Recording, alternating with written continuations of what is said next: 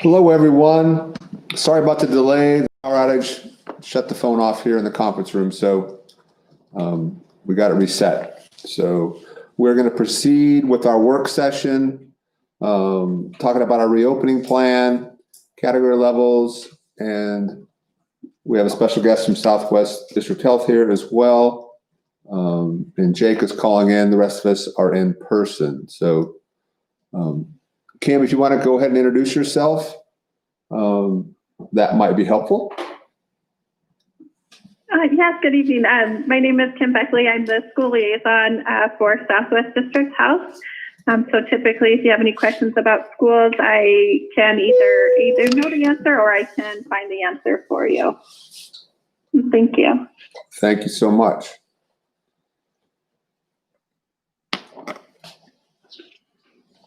How do we want to start? Does anybody have a starting spot? We want a high-level view from Kristen, what's presented from the district, or do we want to start discussion on our point? How do you guys feel? I think maybe if Kristen, I would appreciate if Kristen could just address the suggestions that have been brought forth for this meeting for us to consider, and then we can maybe talk about impacts for Southwest District Health or concerns, questions, things that we have. Okay. Is that? Mm-hmm. Okay. Sure. So there was a recommendation that was posted to Assembly on Friday, and it was our category of operation, given the most recent trends that we've been seeing. The one thing that I just want to emphasize, both from myself and from the district, is that we too are very excited to get students back in school. That is a priority of ours. I think there's only one thing that we would prioritize over the top of that, and that is just the health and safety of our students and our staff, and that is what we are really trying to be cognizant of. The recommendation that I had included, I think that gives us a little bit of time to just see if that recommendation is actually feasible. In my meeting with Southwest District Health last Thursday, they had reported that there was a spike in numbers. And we know that our gray status for zip code 83644 was fairly short-lived. So I have met with the district admin team here, the directors and the principals, and also had a chance to visit with the MEA. And we've come up with this recommendation that we think is workable for both the administration and the staff. So basically, high level on this, we would be looking at a couple different things. Two of them are items that Southwest District Health offers, and that's the incident rate by census tract, and the other one is the incident rate by school district, which is a relatively new metric. So we would like to continue to monitor both of those, as well as our what's going on internally with our schools. So we want to see that our staff is healthy. We want to see that we have relatively low transmission in the schools, and that we are still able to appropriately staff classes as we get into this staggered approach. So this plan would have all students remaining in the hybrid learning until October 26th. On October 26th, we would start with the academy students. That's a natural break for them at the end of their block period. And that would be a great time to look at scheduling them back in full time. And that would be followed by our K-5 students on November 2nd, the 6th to 8 middle school students on November 16th, which coincides with the trimester break, and pre-K and 9-12 on January 4th after the semester break, and our high school is on a semester schedule. All of those recommendations do come with a mask face covering recommendation. We know that we won't be able to observe any sort of social distancing once we put students back in classes at full capacity. And to try to continue to mitigate risk, we would like to recommend a face covering mandate from the board.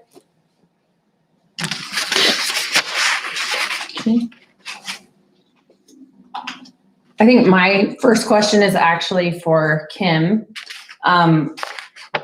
The last couple weeks ago, we had our first big quarantine at our high school, and it was a little bumpy. And so I was wondering if you could walk us through that process and the determinations Most of us have heard it, but just to make sure that we're all on the same page as we continue discussions about quarantines and masks. Right. So, anytime there is either a positive student or a positive teacher, we will be in contact with the school. Sometimes the school finds out about those cases before we do. So, for example, if a parent goes and gets their child tested and they call the school before we do, or it pops up in our system and we give the school a call. And once that determination is made, we do call the family and talk to the parents of that individual, or talk to the teacher themselves to find out when symptom onset was, what symptoms they're having, what kinds of contacts they may have had at school. And then using that information, we'll share that with the school to find out when those close contacts happened at school. Parents are really good at telling us those close contacts they might have had outside of school, but the adults in the school are really, it's really important to be able to talk to them and find out who that child was sitting next to in classes, what kinds of activities were happening, that sort of thing. And then based on those determinations, we determine who is determined a close contact, and those are the people that need to quarantine. And hopefully, in best case scenarios, there's a lot of processes in place where there's a minimal amount of people, but there are going to be those times, especially in, junior high and high school areas where there's a lot of class switching. So there may be more people that are exposed than we would like. Other thing, if you are positive, your isolation lasts for 10 days, at a minimum of 10 days. It starts on the day that you used to have symptoms. It lasts for 10 days, and at the end of that, you have to be at least 24 hours fever-free and have a reduction in symptoms in order to be considered no longer contagious and able to go back. The other thing, the quarantine is 14 days. And that starts on when you are in last contact with somebody who is positive. And the reason that quarantine is longer than the isolation is that studies have shown that some people do become infectious or do start showing symptoms of COVID up to 14 days after their exposure. So we do want families to keep their kids home for those 14 days and watch for symptoms just to be safe. In that study that you mentioned, were both parties wearing a mask, or those studies, they're saying 14 if no one wears masks? Yeah, so they're saying CDC recommendations are it doesn't matter if both people are wearing masks or nobody's wearing a mask. They do want you to quarantine for 14 days. A mask does not necessarily get you out of having to quarantine, but a mask is really helpful in helping prevent disease. We do see a vast reduction in number of cases of people that are on quarantine that do end up becoming positive if they are wearing a mask, especially if both parties are wearing a mask. Say that again about both parties wearing a mask. So we definitely see a reduction in the number of people that do develop disease if both people are wearing a mask. But a mask isn't 100%, and that's why the recommendations from CDC are for, regardless of mask wearing, if you've been in that close contact, that they do want you to quarantine. And we say close contact, that's less than 6 feet for 15 minutes. Is that the? Yeah, in general, there's also, if you're touching, so, in things like if you're maybe playing, like if you're wrestling, you might wrestle for only 5 minutes, but you're definitely in close contact. So you either have to be having direct contact with each other or, be in that vicinity of each other less than 6 feet for more than 15 minutes. So I guess the confusion comes when we now move into a probable. And the way I understand it, Southwest District Health is saying we're taking probable as a confirmed case.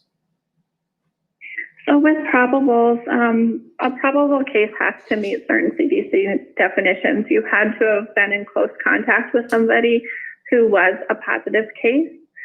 So you're more likely to develop disease, and you have to show specific symptoms of COVID. And if you only have maybe one symptom, you wouldn't be considered a probable. But if you have multiple symptoms, then you can be considered a probable.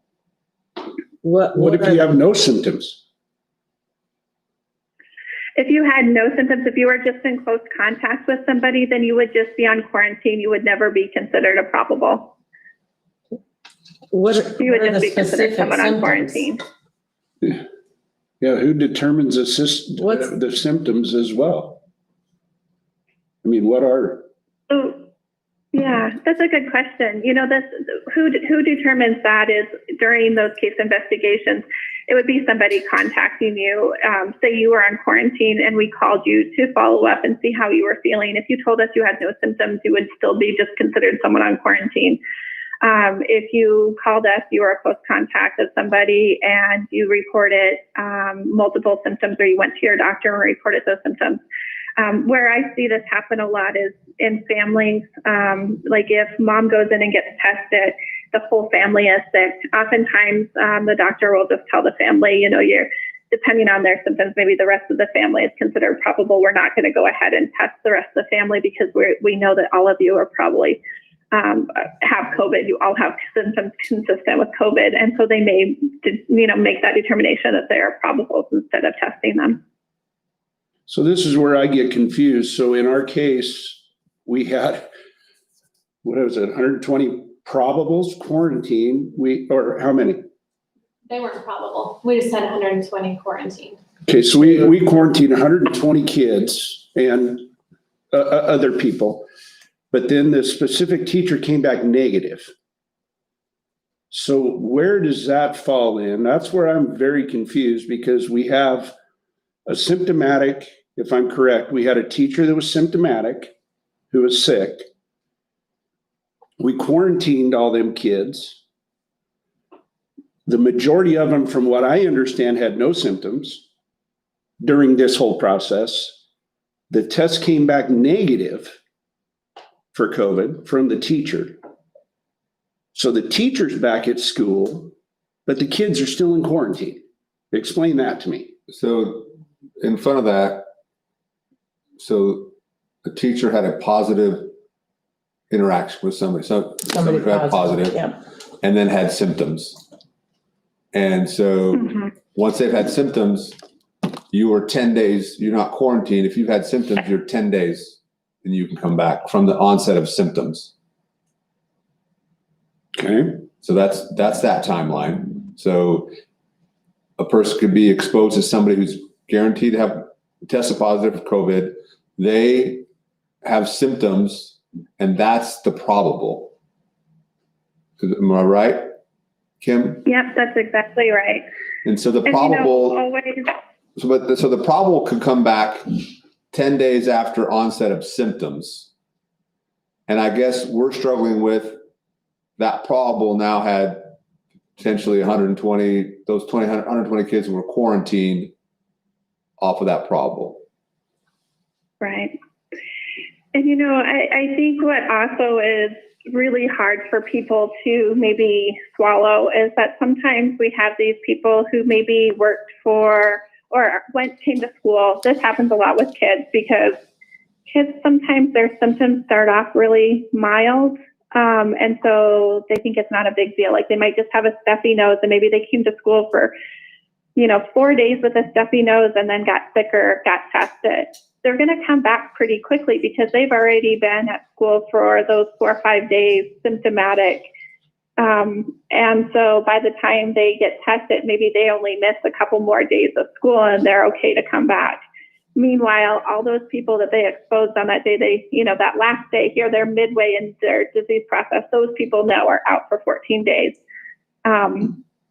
So that's one thing. Sometimes the timelines don't always make sense. But with those case investigations, they're really looking at making sure that we're keeping the right people out. We don't want to keep anybody out longer than they need to be. But they're making that determination based on when that last contact is, not when that person became symptomatic. I don't know if that might have been more confusing how I explained that. Well, that makes sense. I think the confusion is you had somebody who was probable, tested negative, and then everybody was still quarantined for 14 days. That's the Right. struggle. That's the struggle. Absolutely. We saw Emmett took a vote to, limit their quarantine to 5 days, which doesn't seem to. And Payette doesn't want to wear masks. Like, I don't know if they've changed that or not, but every district's doing something different. So, and I have questions regarding what information do the school district, does they have to report to health district or do they not report? And can our district be asking parents or telling people to go get tested? Because in my mind, they shouldn't, but I don't know legally where that is. If We can't ask them to go Yeah. get tested. We can suggest it. Yeah, I don't. but Yeah, we I don't think can't. that you can ask them to. You can, let them know your child has symptoms that are consistent with COVID. You might want to check in with your provider and then let their provider make that decision of whether they want to test them or not. so, what do you do? What happens with those schools who are not following exactly the recommendations from the health department? So ultimately, the school board has the final decision. They can make a decision to go against CDC guidelines. And that's what as a health department, we're following those CDC guidelines. So some schools in our state are choosing to do that.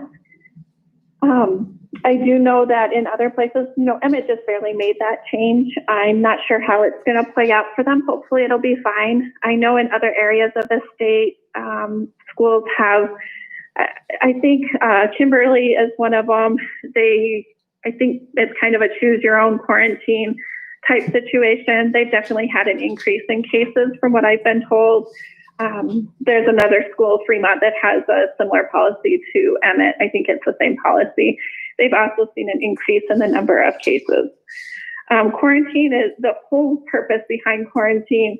It's not to keep kids out of school necessarily. It really is to limit the amount of spread within the school so that we can, as a whole, for the whole school, be able to stay in as long as possible. And I know it doesn't, it seems kind of counterintuitive here. You're telling all these kids to stay home, but each kid that's on quarantine, if they were to develop disease, they're infectious for a good 2 days before they ever have show symptoms. And so it's that timeline of then you're exposing more kids in the school and then we see more spread. So can you tell me, I also read recently on the CDC website, if those are the recommendations we're following, that antibodies they're finding are staying for up to 3 months. Do you guys recommend anything like if our kids show that they have antibodies that they can be exempt from quarantine for 2 months or however long? Right. So, the way the CDC has that is if you have a positive test, if you've had a positive test in the last 3 months, then you don't have to quarantine.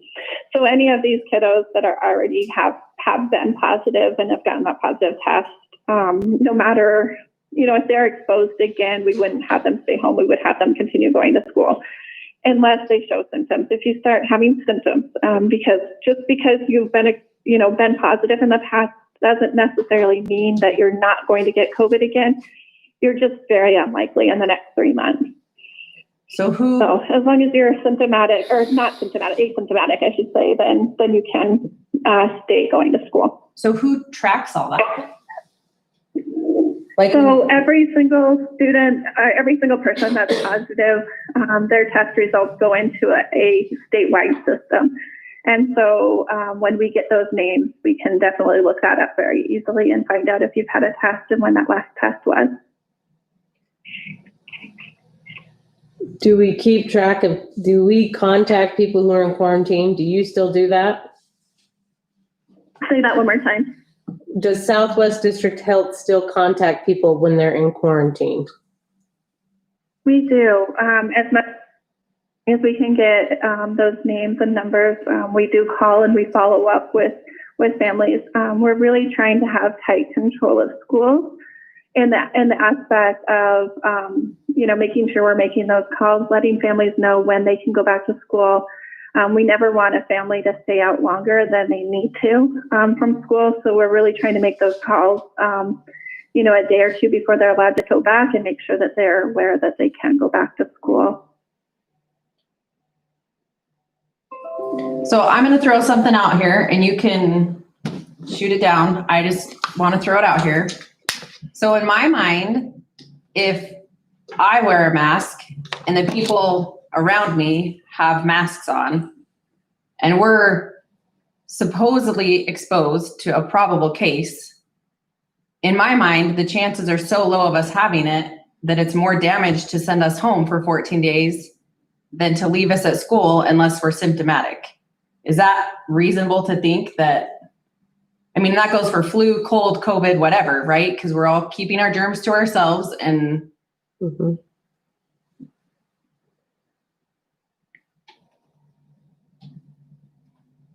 like, I honestly worry. So if we're going to talk bringing all our kids back, our high school, our middle school, whenever we decide what that looks like, especially for those two older age groups, if you have kids quarantining back to back, I mean, they're missing weeks of school at a time. 100%. I know of a lot of kids that have athletes that are like, why can't we just have an online version for their sports season? Because they want to play, but Yeah. if they're going to be quarantined the whole time, what are we supposed to do? And it's no fault of their own. But if there's I just feel like there has to be some type of, logically, it makes sense to me. If you have a mask and I have a mask and you get it, that unless we have symptoms, we shouldn't have to quarantine for 14 days. Right. But I don't know liability wise what that does, if anything. I mean, it seems like districts are just doing whatever they want. Yes, and my deal is on the probable one, not the, if you have a The positive positive, case. if I'm with a positive person, I can see that. But if I'm probable, I'm now probable, and I'm wearing a mask, and I'm kind of moving down the line of the odds are getting smaller, and I'm kicking these kids out of school for 14 days. Yeah. Just seems like I can't explain it. And then obviously we get emails, we get phone calls left, right, and indifferent. And Well, I can't explain it. How, I just don't, in my can't mind, determine. I wondered if we approached it and said, and we can totally shoot this down, but if we said, if you're wearing a mask and you won't be quarantined for a probable, like if it's direct exposure, even if you both have masks on, that quarantine would stay the same. Yeah. But I feel like at least on those probables, give the kids a chance. But the other thing I think that's really going to do is be a huge incentive for people to wear masks. Yes. Because those kids who want to stay at school and play their sports and not have to go back are going to tell their friends they better wear their masks on or they're not hanging out with them because they want to stay at school and be able to play sports. And I mean, if we're going to do that game, because right now it doesn't matter if you wear the mask or not, you're going to get quarantined. But the risk level to me, logically, even when you look at the pictures of what a mask does, it's not 100%, but even the vaccines are only 70% right now. So I just don't. Social distancing does as much as a mask does in certain areas, right? So that's a case for it as well. I still am mind boggled of where we took 120 kids out of school for a person who tested negative. That's what I can't wrap my head around it. But it wasn't just that individual, and I think you have to keep that in mind. We had more than just that case going. So we had during that, You have another. you're right. How many positives did we have? Positives. We had one positive student. One positive student. Mhm. And this student was, Had symptoms. And we had later symptoms, students that became symptomatic, okay, as well as a teacher that became symptomatic. So that 120 students that was quarantined was not just off that one teacher or just off one probable case. okay. So just so I'm correct, the one student who was positive was in close contact with these 120 kids? No, he was in close contact with about 25 of the 120. Okay. And then if you have say you had it, Mhm. and I was with one of those 25, Right. and if I had symptoms, the way that's right now, Southwest District Health looks at it is that even though I had symptoms, no matter, I can't test out of it, I'm considered positive. So you're positive, confirmed. I have symptoms being around you, correct me if I'm wrong, Kim, but I think I'm considered positive even though I'm probable because I had symptoms.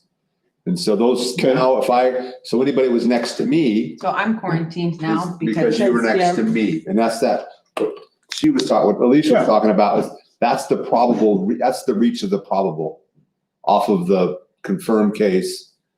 Then there's the first 25 around the confirmed case. And then now that those people who had symptoms are considered probable and the domino. Okay, now here we are again. Who determines the symptoms? The parents or the kid, like the Well, CDC, the CDC gave the list. Or saying, okay, so here's a perfect example, and I'm just throwing this out there. So in the last 2 months, we've had the worst fires we've ever had. People have allergies. They're having problems, with their breathing and stuff like that because of the air qualities and everything else. Who says it's COVID? Who says, I'm not determined because I'm not an expert, but I want to know who says, what are these symptoms? I mean, who determines that these kids or adults for that matter, who determines these are actual symptoms of COVID and not something else? That's what I want to know. So Kimberly, correct me if I'm wrong, but my understanding is that a case is never considered probable without a health professional's opinion. Like we don't. Exactly. Exactly. And what we have to have is probable. that they had to have had close contact with a positive. So if, it has to be a lab confirmed positive person that you were in close contact with. And then you develop symptoms in order for it to. One thing I think that a lot of people are concerned about as well that I've heard brought up a couple times today is the idea of this testing. We cannot, you can't test to get out of quarantine. That's one thing. So no matter what, if you are, a close contact, you have to stay on quarantine for those 14 days unless you get a positive test, and that changes your timeline. But a negative test doesn't get you off. We also, testing, it needs to be done during, especially with some of those quick tests that they do, those ones that come back in 15 minutes. If they're done too early or too late in your disease process, they may not be able to pick up enough of the COVID in order to test you positive. So you can get a false negative even if you have, you were positive for COVID. So I think that sometimes is hard because you get that negative test, but yet all the clinical signs are pointing towards COVID because you've also been in that positive contact with somebody. I think with schools, it's really challenging to try to come up with an environment that's going to keep everybody in. Some schools have been able to do it pretty well, and other schools have struggled a little bit more. And I think it has to do with the number of students you have at your school, the way the classrooms are set up, and that sort of thing.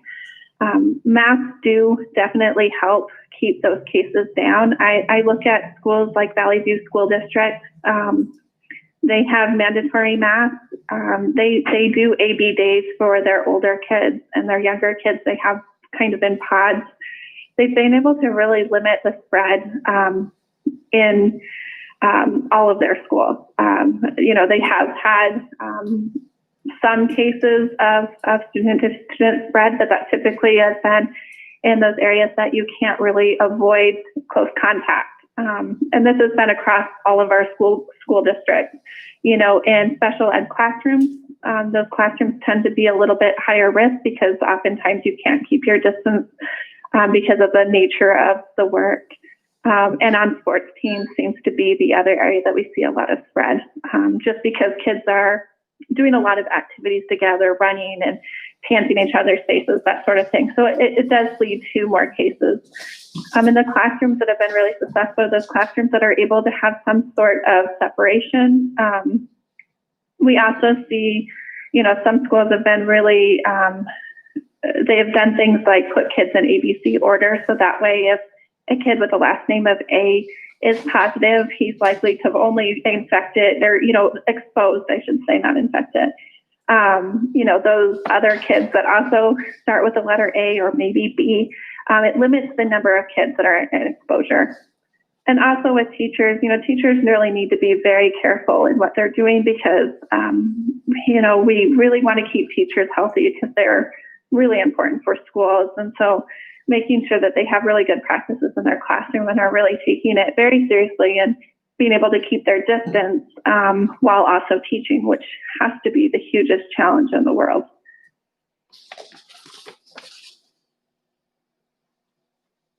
Any more questions or? Kim? You guys?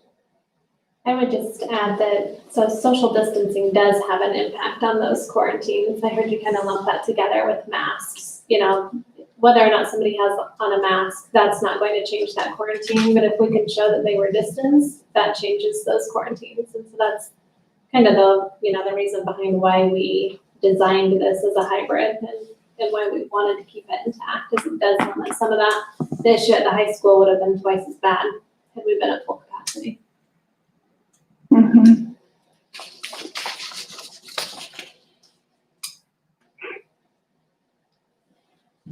Well, Kim, thanks for joining our call. You could stay on if you want, but I bet you have other things to do. I do. Well, thank you. And thank you for being a resource. And I appreciate it. Okay, you're welcome. Thanks, Kay. Ms. Candy. Are you ready to share with us some public comments? I am. I do want to discuss some norms real quick before we start and just get everyone's. So in my mind, if we were having a regular meeting, public comment, it would be 3 minutes and you'd start with whoever signed in first and just work your way down the list. So I think in effort to be fair to everyone, I think we should start with the email that's came in first and then just work our way down and also keep a 3-minute timer. And if we hit our 20 minutes and we have time at the end of our meeting to finish addressing them, I just want to try and make it as fair as possible. All of them are attached in Assembly for public viewing for everybody. But I just don't know how else to try and keep it fair. So I'm open to any other suggestions. And then also, if we don't comment on them, just like we would on public's open session, I can get through a lot more, but that's just. I think it's fair. Speaking for the board, I'm sure we've read them all. But we want to share them publicly. I also want to say thank you for the general tone, no matter what side of the fence people are lined up on.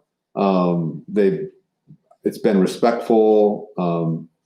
We may have had disagreements along the way, but I think I'm appreciative of the tenor of the communication, whether phone calls. We're all trying to get kids back in school. Safety is a big deal as well. Our teachers are a huge piece of this puzzle, and everybody's valued. So thank you for the tenor. I appreciate that. And with that, Alicia, I'll let you read it. Okay. And I'll have Pam or Derek, if anyone wants to help, we'll go ahead. Does someone want to keep a timer? Just because. Okay. Thanks, Gina. So this first letter is from Lori Bishop. Chairman Adams, I thank you and the other trustees for your volunteer service during this unprecedented time. I also want to express my gratitude for Superintendent Beck and for her willingness to take on an incredible challenge. It has been just over 4 months ago that the board accepted our previous superintendent's resignation. On that date, June 3rd, the financial challenges our district was facing were significant. An unexpected 1% cut to the district's revenues for the current 2019-2020 school year. Further revenue cuts of 5% for the 2021 school year had just been promised by the governor. The May levy had just failed, cutting another 5% of our revenues for 2021. In addition to the financial challenges, Middleton School District was also under pressure brought on by these additional circumstances.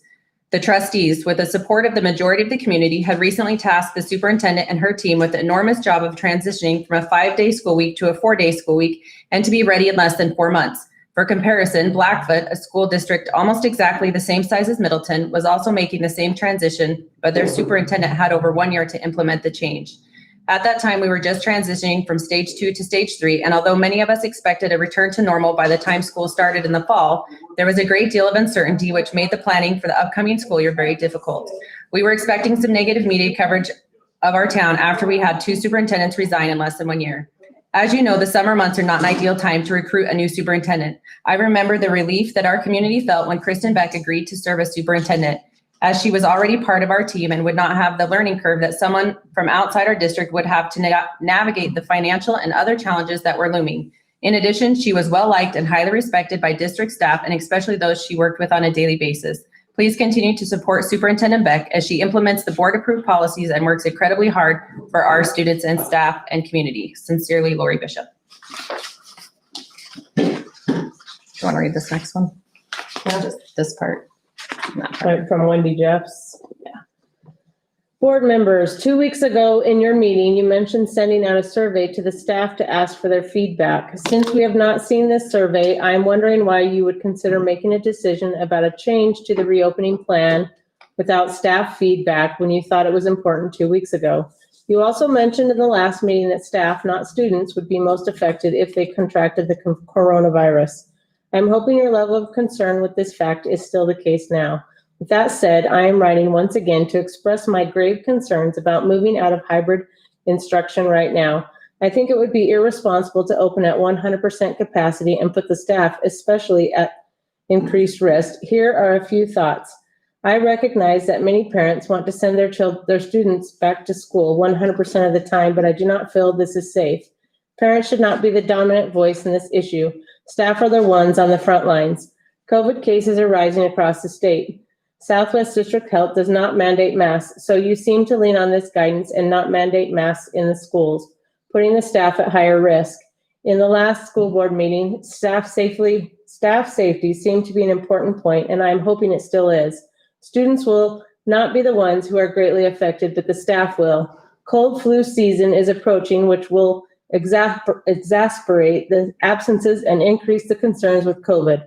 A higher percentage of staff and students will be quarantined due to the upcoming normal fall and winter illnesses. We cannot physical distance our students in the hybrid model. How can we be expected to do so at 100% capacity? And because we cannot physically distance to open at 100% capacity is seemingly intentionally putting staff in harm's way. Staff and students are just beginning to get settled into the hybrid routine, and our school has had a relatively low percentage of illness. Staff social emotional wellness needs to be a high priority. Staff are not feeling safe nor feeling that our well-being is a priority in the decisions. No one would argue that having all the kids at school is the best choice for their education. It's every educator's desire to return to 100% face-to-face instruction. However, it is not safe right now to do so, and the board needs to put safety first right now. Additionally, as an MEA member, I share the sentiment expressed by Dave Stacy in that the reopening plan had input by multiple individuals and much thought and science was considered in making the plan. The Middleton School Board should not be making changes to it without going through the same input and approval process. Respectfully submitted. This next one is from Melissa Scott. As a staff member, special education teacher, I believe the entire district staff as well as parents should be surveyed on our thoughts. Not everyone believes the same. I understand that this is not easy for parents, maybe a little harder for those who have special needs, but I also know this is not easy for general education teachers doing double duty and then some. Special education teachers and related services doing triple duty and then some. Special education EAs,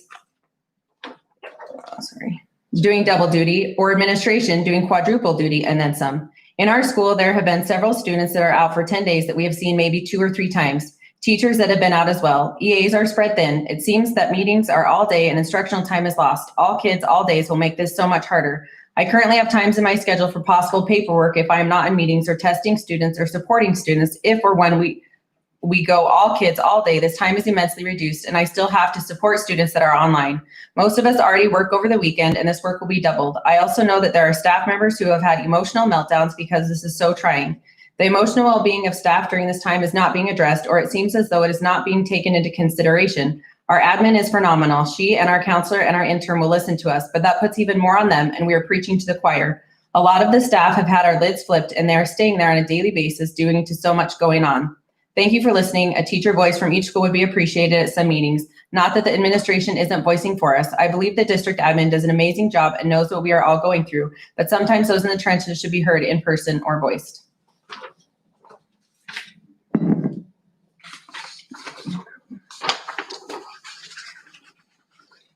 This one from April Cheney. it's Cheney. It is tempting to want to open full capacity because our schools have not suffered significant COVID outbreaks or staff shortages yet. COVID will run rampant and completely out of control with more students in the limited space within school buildings. Staff will get sick or worse. By having half the students in the building, COVID is managed, and with luck, we can continue to offer some type of in-person instruction. Reopening as if we are not in a pandemic is irrational. Most importantly, staff and student safety will be a greater unnecessary risk. This next letter is from Dave Stacy, signed as the MEA president. Trustees, over the course of the last several years, the Middleton Education Association has strived to establish a cooperative and collaborative relationship with the board trustees and district administration. All three of us are on the same side, trying to do what is best for students, staff, and the community. This is evidenced as recently as June of this year when we worked together to pledge efforts to communicate and work together. From a joint press release, June 4th, 2020, Middleton school leaders regrouped today and want to assure residents, parents, and staff that they have opened up new and improved lines of communication to move the district in a positive and cooperative nature to preserve the integrity of the district and maintain its high educational standards for students of today and tomorrow. This summer, district officials formed a committee with administration and various staff and other stakeholders, including MEA, that dealt with concerns and considerations of how to move forward with school opening under pandemic conditions. The primary focus of that group was and is the health and well-being of our students and staff, including the educational and social and emotional needs of our students. It was known at the time that we were treading in unprecedented territory and that the knowledge of coronavirus would evolve, that changes would have to be made to our reopening plan and procedures. However, it was the understanding that any major changes would be done with consultation and input of all stakeholder groups, which then begs the question, why is MEA being excluded from the conversation of modifying the reopening plan? The district briefly asked our views and opinions as they were forming its recommendations to the board. No in-depth conversations were had. Additionally, the board has not sought our input as they have worked on their own versions. We feel as though the trustees are considering other stakeholders groups while neglecting to consider others. Staffs had always asked that things be done with us rather than to us. As educational professionals, MEA members care deeply about all students' individual growth and development and have dedicated our lives to ensure the highest quality education possible. We want nothing more than to teach our students in a safe and effective manner, whether face-to-face or through remote learning. MEA understands and acknowledges that at times we may disagree. We are not demanding in any way that the board does what we say. We are, however, seeking to be part of the conversation. We have staff who are concerned with their safety, and their concerns must be heard and valued. Decisions must be made with all considerations. Staff have questions regarding the modifications and simply wish to have answers to those questions and perhaps some other assurances. It is certainly possible that with some answers and assurances from the trustees, staff, and MEA could be supportive of the proposed changes. We do not believe this request is unreasonable. Rather, we believe it to be a matter of professional courtesy. I cite not only the joint press release from June 4th, 2020, promising improved communication and cooperation, but also the most recent negotiated agreement between the MEA and the Board of Trustees, which in Section 2 states, the district and association commit to communicating frequently together during the unprecedented COVID-19 global pandemic. Communication may include periodic financial updates, and the district and association shall work together to provide a safe and effective learning environment for students and staff. Trustees, please include the MEA in the discussion for modifying the reopening plan. Show that you are supportive and concerned for our staff who are doing everything imaginable to continue the quality education experience that Middleton is known for. That's pretty fast reading. These attached? No. Oh, this is from Rebecca Staley. I wanted to share my opinion about reopening plans. I have been very happy with the hybrid and would like the school to continue the school year that way. I feel people are wanting to rush us back to everyday in-person learning, not really considering the facts of COVID-19. I am also not against making masks mandatory. Thank you for all you're doing for our teachers and children. I have 5 children go through Middleton schools, and my last is an 8th grader at MMS. Was that your next one? Alicia, she asked if we could just read the first page. That's what I was trying to find, how many pages of this. I have one more to read before then. Will you go through and make sure that that's just the first page? I think that's covered. I think she's got it. Is that the first just pages? This is from If that's the one you're looking. Kelly Watts, I think you are correct. MSD Board of No. Trustees. As a patron of the district with a child attending Middleton MHS, I was extremely alarmed to recently hear the proposed plan to reopen the district schools at full capacity. I was even more alarmed to hear the reason for doing so may be based on not science or public health directives or guidance, but because of political litigation if the district does not fully reopen, potential litigation. If this is the case, I am extremely disappointed in the leadership of the board and administration. Giving into threats of a lawsuit versus leading based on facts surrounding the current pandemic is, in my opinion, no way to run a school district or spend my tax dollars. Has there been any thought to the health and safety of the district staff and students, let alone the surrounding community? One of the only reasons we have chosen to let our child attend school this fall was due to the schedule proposed by the district, allowing for half capacity and some measure of physical distancing and other precautions. Even then, as I have visited the high school personally, I have been alarmed by the administrative office staff's seeming nonchalant attitude regarding observing standard precautions such as the wearing of face coverings. Although it has been my observation that teachers, for the most part, are taking the guidelines seriously. If the school of the district were to reopen at full capacity, this would force me as a patron to have no confidence in the current leadership of the district. If the above assumptions are correct, and if the board chooses to move forward with leading out of fear and ignoring facts, then I will have no choice but to remove my child from the district and strongly encourage others in the community to do the same. I look forward to these issues being addressed and the outcome of their decisions being honestly and clearly communicated by MSD leadership to the patrons of the district. Understandably, these are difficult times for all of us given the current situation surrounding COVID-19. I also appreciate the time and service of the Board of Trustees to our school district and community. However, I once again urge the district to operate not out of fear, but based on facts provided by public health authorities. Respectfully, Kelly Watts. Okay, this one's next. I drew that card. Is this the first? Yeah. Did you Okay, get the first just? I got what they want, I think. Okay, so this is another one.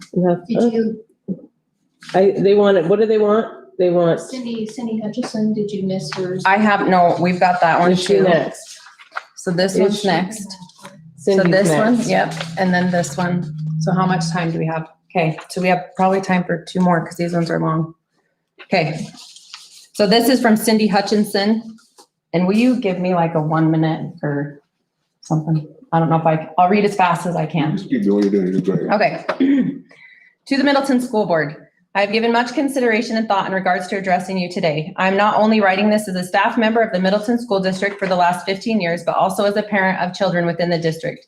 I have trusted the school board, schools, the staff to provide a safe learning and teaching environment, not only for myself, my own children, but also for my students. I will be the first to acknowledge that in my 23 years of being in education, from student teaching to teaching, I have never experienced a situation as the one we are in now. I have looked over the proposal and would at this point encourage the district to stay the course we are in. I truly believe that the fact that we are able to remain open and have had as few numbers having been quarantined as we have is due to the social distancing that we are able to provide right now. I have seen many people saying things like Parma is going full time or blank is going full time. They are still measuring us against districts with minimal enrollment compared to Middleton. This weekend alone, Parma set out a notice that they were not only able to go 7 weeks, and now they're having to transition at the high school to a hybrid model. Their population is 333 students compared to our 1,200 at the high school alone. Even with Middleton in a hybrid model, we still have double the amount they had with everyone in attendance. I keep asking myself how many more students and staff would have had to quarantine if we were in a green status. I have heard misconceptions such as, well, once you get it, you can't get it again. This is also incorrect. I have had families I work with tell me that their doctor warned them that they are susceptible to getting it again. One of the scariest things is that we don't know long-term the effects this can have on anyone who gets this illness. I have asked my daughter, who is an RN at a pediatric office, many times about the effect of this on children. The data is changing all the time because of what happens as more data comes to light. I did ask her opinion as someone who works in the medical field with children and is consistently speaking with the physicians. When she told me she would have her siblings go 100% online if the district moved to everyone attending, that tells me a great deal right there. I have also heard people say that our rate is low in our area. How many of you have thought about the number of families that have students attending BYU Idaho and Madison County where the cases have been astronomical? The college has warned students there is a chance of shutting down and going 100% online. If this happens, how many of those students will have been exposed and be returning to this community? How many will even be heading home for the holidays, putting students at risk? I also personally want to feel safe, but know that my family is safe. Not everyone can teach from home or just leave a job. I know my students need me, but if I get sick, I usually cannot find someone to sub in my classes. In fact, there have already been days at the middle school that there were no subs available for the teachers, and teachers had to cover. The other piece to my getting sick or my children getting sick is that I have a mother who is handicapped that I take care of and lives with me. I have done this for the last 3 years since my dad passed away. She is in the degenerative stages of MS. Her muscles are becoming weaker and weaker, and we have to do exercises just to maintain. This includes her lungs. If any of us brought COVID into our home, we would essentially be giving my mom a death sentence. Yes, she has a pre-existing condition. However, those people who have died with pre-existing conditions would still be alive with that condition if they had not contracted COVID. I would like to be able to tell my own children and know for myself that our district does care about the lives of the family members. I know I'm only one who is high risk for this. I am trying to do everything I can. Okay, you ready? It's close. Here we go. To the Middleton School Board and Middleton community, we are Elevate to Educate Incorporated, a Middleton-based nonprofit organization formed to advocate for the students of MSD 134. Our organization is made up of parents, citizens, and students with an immediate goal to ensure students have access to the best education available and a long-term goal of serving the Middleton community and school district. We believe that our community is a wonderful and positive place to live, and we are proud to be part of it. We ask you to unite with our efforts, work with the community, and strengthen our students' education. Working together is the key to success. We stand united in support of MSD students returning to school full-time and offer our full support to the district and school board in assisting with the reopening of our district. As families and policymakers make decisions about their children returning to school, it is important to consider the full spectrum of benefits and risks of both in-person and virtual learning options. In 2 weeks' time, our organization has over 300 members ready to help. We have established committees whose research is attached to this document. We have also included a list of community members willing to serve in any capacity to assist the district in opening the schools. The committees are as follows: HELP, doctors, NPs, RNs, and other healthcare professionals who work on a daily basis on the front lines of our community's health. Their expertise must be allowed in addition to CDC and Southwest District Health as community specialists in rewriting and determining the protocols for exposure and quarantine. Teacher, the health and safety of our teachers is equally as important as our students. Special considerations should be in place to accommodate those unable to return full-time. Numerous plans are available to overcome the dilemma of not enough teachers. 86 districts in Idaho are open full-time. Middleton is amongst the 29 that are attempting hybrid. Elevate to Educate has collaborated with other districts who have successfully opened full-time and are prepared to assist our district. Family and student, the harms attributed to closed or partially open schools on social, emotional, and behavioral health, economic well-being, and academic achievement of children in both the short and long term are well known and significant. The lack of in-person educational opportunities disproportionately harms low-income and minority children and those living with disabilities. Families and students have reached out to Elevate to Educate and have firsthand accounts of how hybrid learning is negatively impacting their lives. Social media. Elevate to Educate is committed to promoting positivity and to keep our community informed. Legal. Elevate to Educate is advised by legal counsel and is well versed in laws, procedures, and liabilities. We add our voice to that of Governor Little's. Reopening schools for in-person learning in the fall is the foundation of our students' success. We ask that the school board take action immediately and put a solid plan into action that results in all schools opening by November 2nd. Elevate to Educate has a list of volunteers ready to assist. After the levy passed, Superintendent Kristen Beck said, as we move forward, the administration will work hard to restore faith in the Middleton School District. We have appreciated the community's support. Our community's trust will be earned by listening and considering the potential lifelong effects of our current learning model and pulling all our resources together to make going back to school full-time successful. We must get back every child learning every day. Sincerely, Elevate to Educate Board Directors. Do I need to say their names? Yeah, because they have to sign it. Nikki Johansson, Sharon McKnight, Connie Short, Rick Sager, Jamie Kropp, Vicki Levitt, Kimber Hess, Kara Johansson, Angie Lammy, Michelle Apple, and Ashley Anderson. Thank you. So there's only three that we didn't get to. We already late for our. Were they pro or against? Or one is a teacher at the high school, concerning there wasn't a survey. Another one was a teacher at the high school, that was asking for clarification about masks and that going green is putting them at very high risk. And the other one is a parent that has 3 kids at high school, but her concern was more with the quarantines on probable cases. And that one came in late today. So, and they're all attached on Assembly, so anyone can read those. Yeah, so they're all there. They're public records. available for everybody to see. A sampling of what we're looking at. Jake, are you still with us? I'm here. All right. I will look for a motion to, unless you guys, does anybody need to take a break? Bio break? Okay.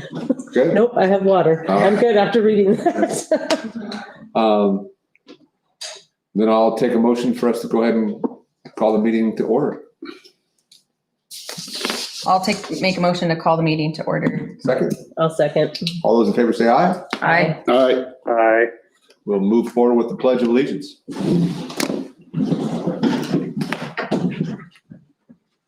I pledge Allegiance to the flag of the United States of America and to the republic for which it stands, one nation, under God, indivisible, with liberty and justice for all.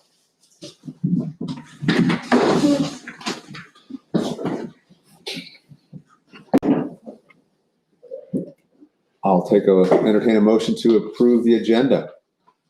I make a motion to approve the agenda. Is there a second? I'll second. All those in favor say aye. Aye. Aye. All right. Aye, motion passes. We have a consent agenda tonight. Let's see.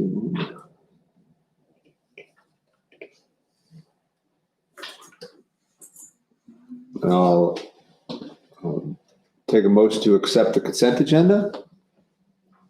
I'll make a motion to approve the consent agenda. I'll second. Is there any discussion?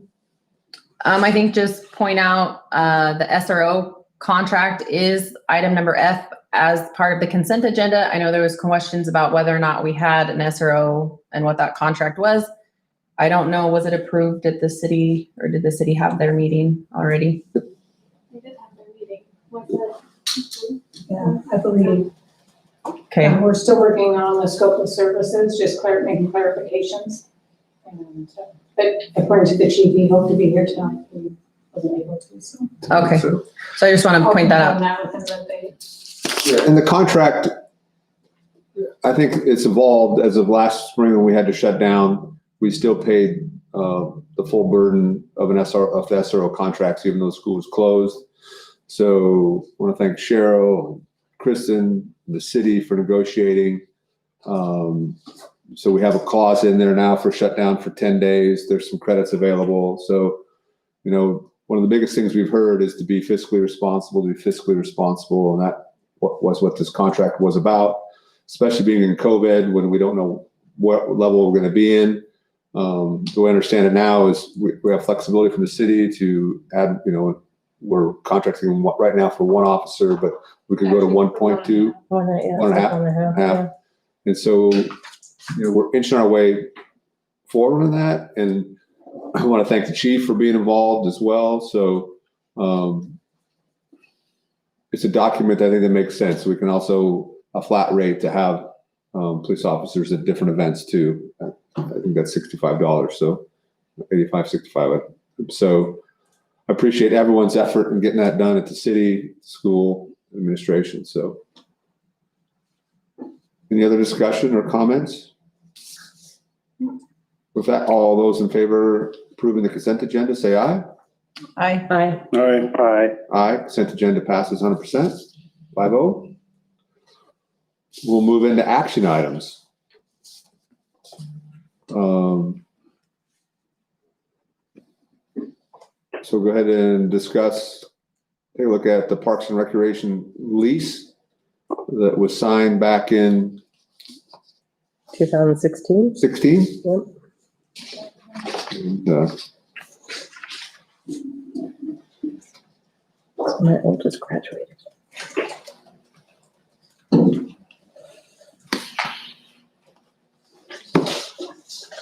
Cheryl, do you want to talk to it or do we want Kristen. to? Kristen. Sure. So the lease is attached and simply for your review, and Tim O'Meara is here with us tonight. He's asked to be on the agenda this fall to talk about that lease and his desires for that building. I did attach also a recommendation into Assembly for what to do with that building. So I think we can turn the time over to Tim, if you're comfortable with that. I'm sorry, I didn't get We'll turn the time over to you to address the board.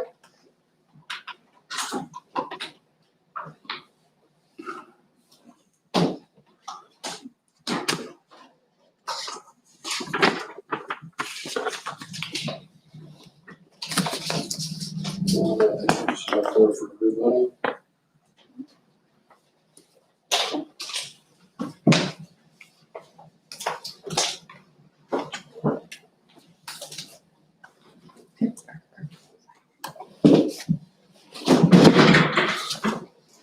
And Gina, can you scan those into somebody? Thanks. I didn't realize that you, ladies and gentlemen, had this as an action item tonight. I thought it was a discussion item. The lease doesn't renew until February.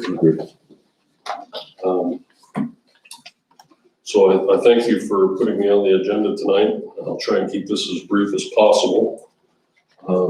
The Greater Middleton Parks and Recreation District has been in this lease for several years now.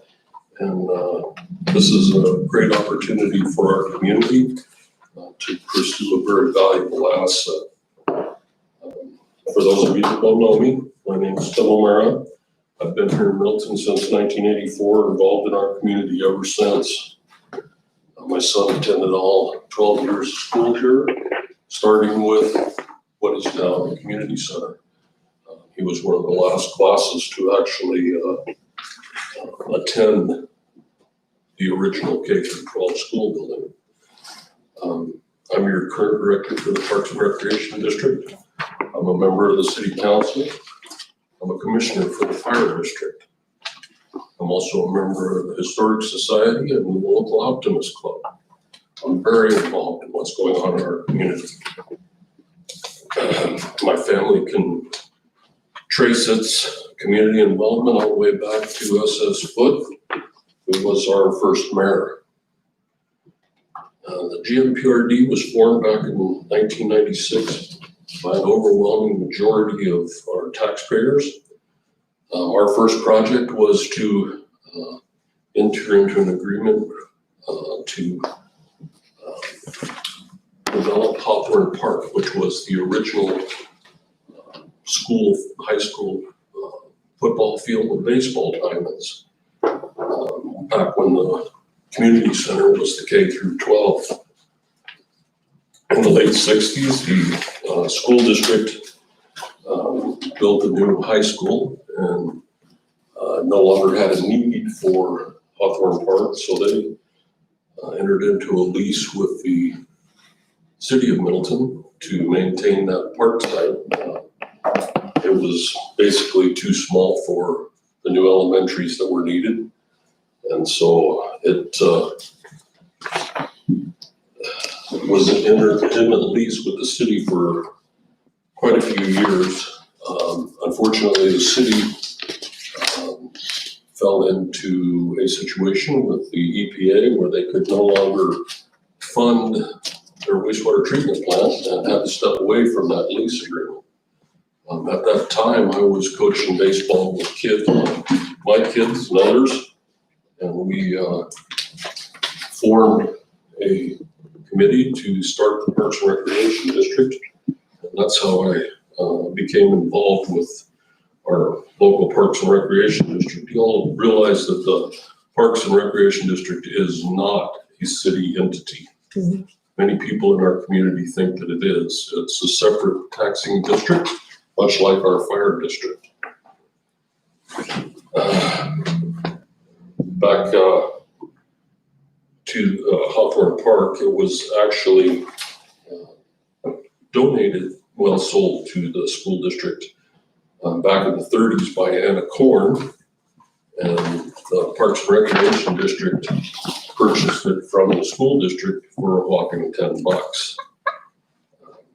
That's the same type of an agreement, same type of community involvement that we'd like to pursue now with the community center.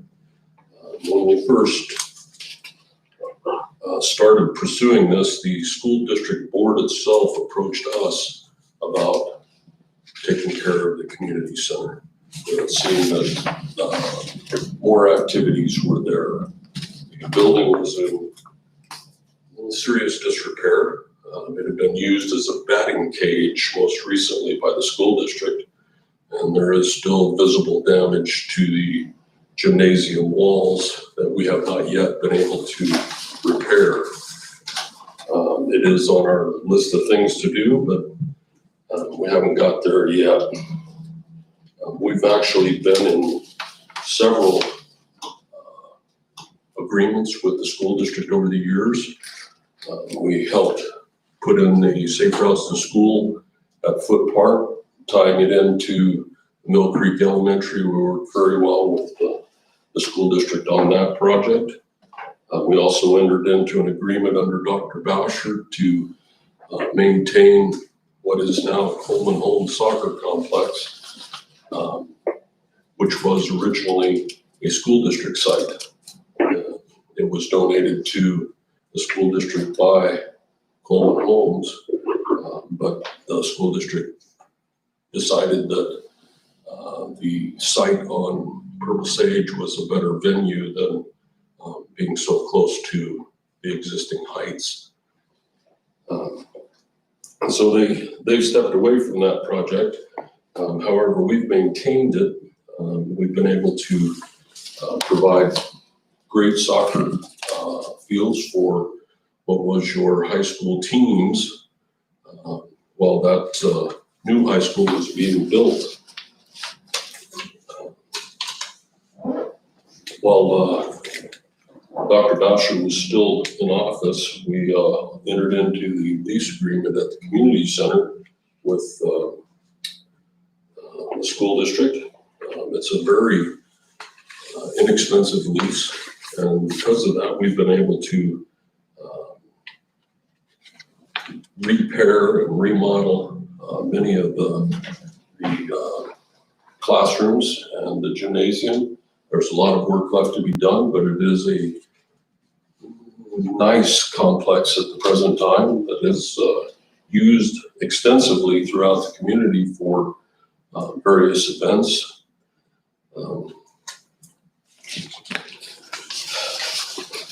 Unfortunately, due to growth in Middleton, as you're all aware, in the last few years, it's been overwhelming, which has been a challenge for all of our public entities to maintain our current level of service and keep it from declining. This has created a need for us to all work together a little better to continue our services. Just a show of hands, how many of you have actually been in school in the old K through 12? Any of you go to school here in Middleton that has a K through 12? No. Anybody actually been in the building in the last few years? Yep. You guys took a tour of it during the last few years, or did you tour it when they did the inspection for your estimated repaired needs for the school district? Yeah, I think I've been in there for voting. I've been to events. We've reviewed our building evaluation code or Then you guys. 5-year plans. You guys have seen what we've actually done rather than Oh, yeah. Very nice. trying to visualize it through pictures. Absolutely. I appreciate that.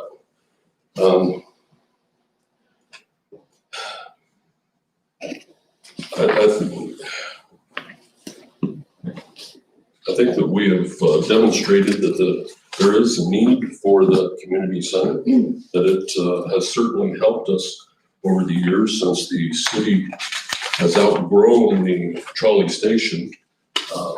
It's become very expensive for the public to use that venue, and it really doesn't meet as many needs as the community center does.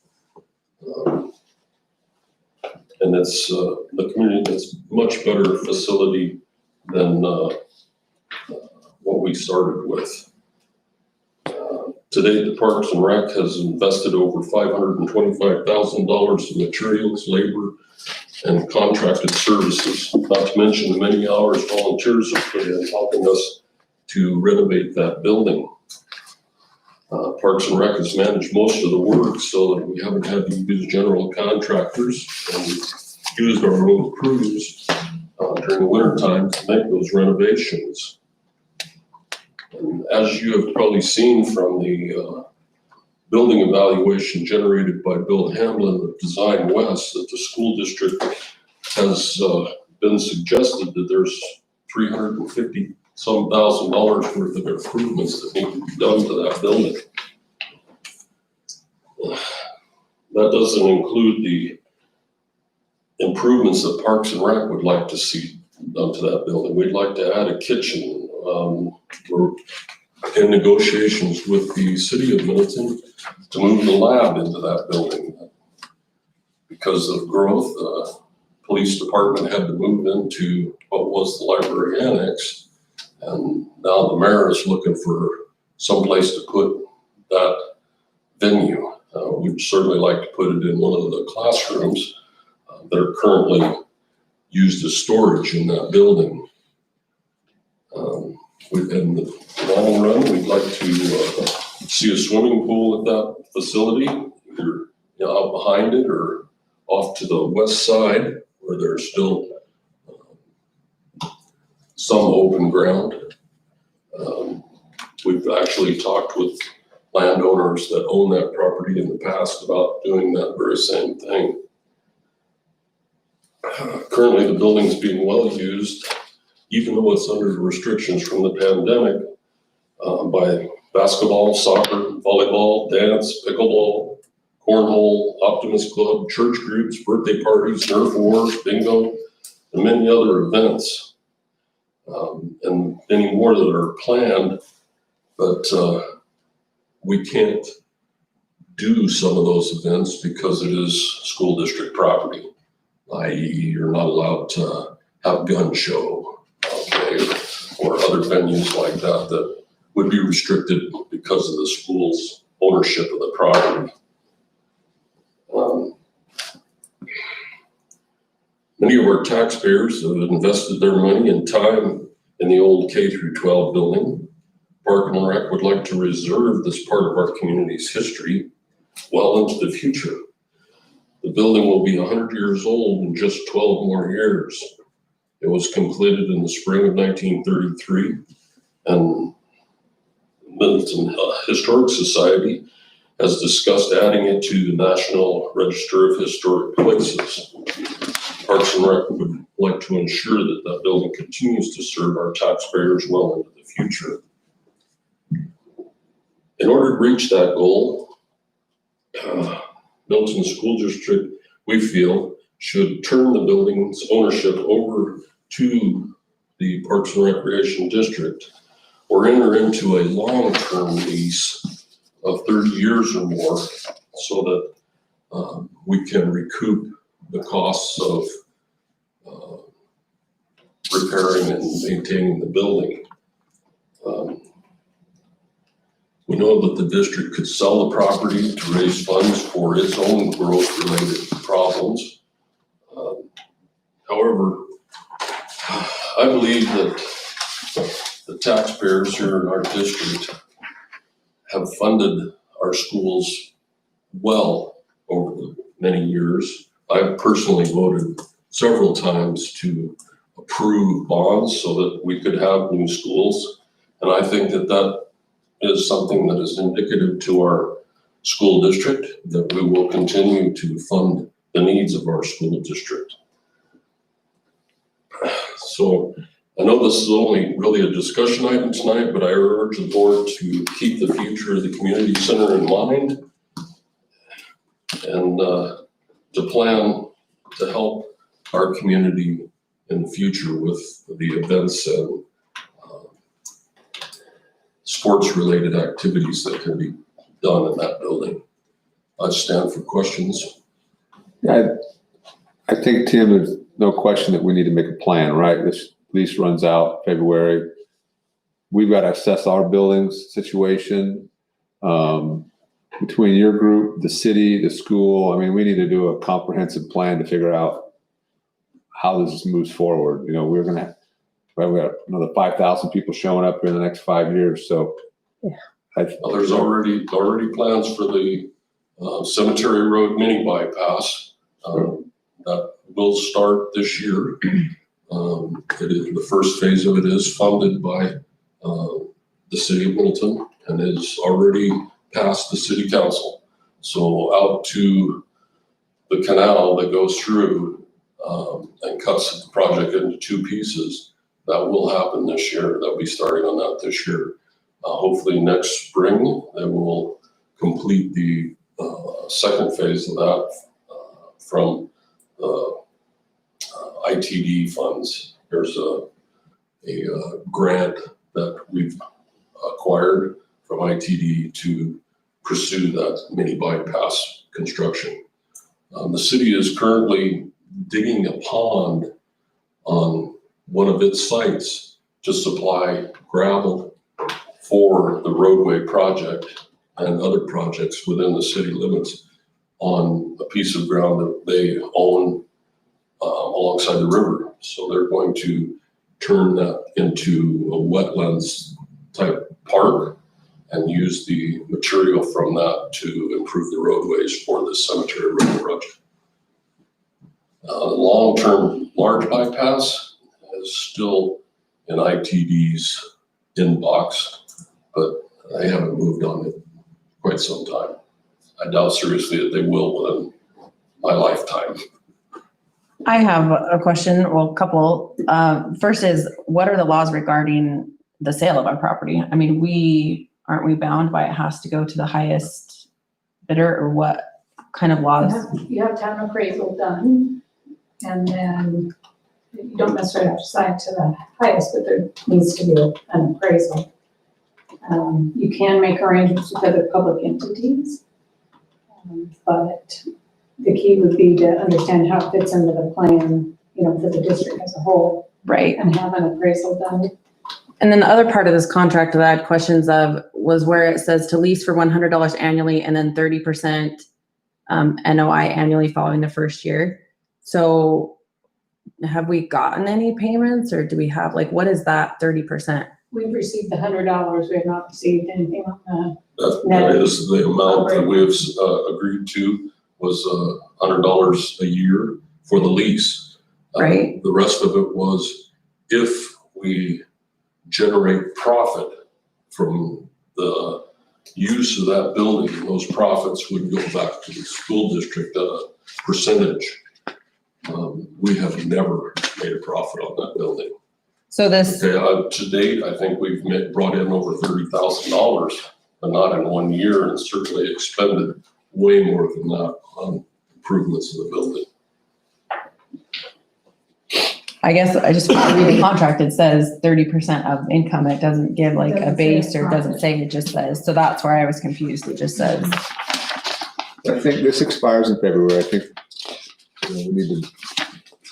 we need to, COVID's running our ship right now, but we also need to take plants up and get a plan going for our facilities. And we need to do that for our side on our facility planning, but we also need to work with you and the city, let's say the park, Greater Parks, and the city. The three of us need to work together on this next 5-year strategy, right? 5 to 10 year strategy, and bring the public in and see what we want Middleton to look like. And I mean, I think it's sooner than later. We need, like I said, COVID's running the ship right now, but we need to pull things together. Just so that you know, when we were negotiating on Hawthorne Park, which was yours property, the same situation was underway, in that you needed more funding for the schools that you were building then, and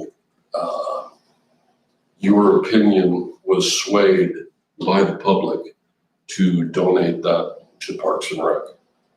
Okay, because number one, it was too small of a site for a school. It really was way too close to your existing schools, and the taxpayers had long since paid for that property.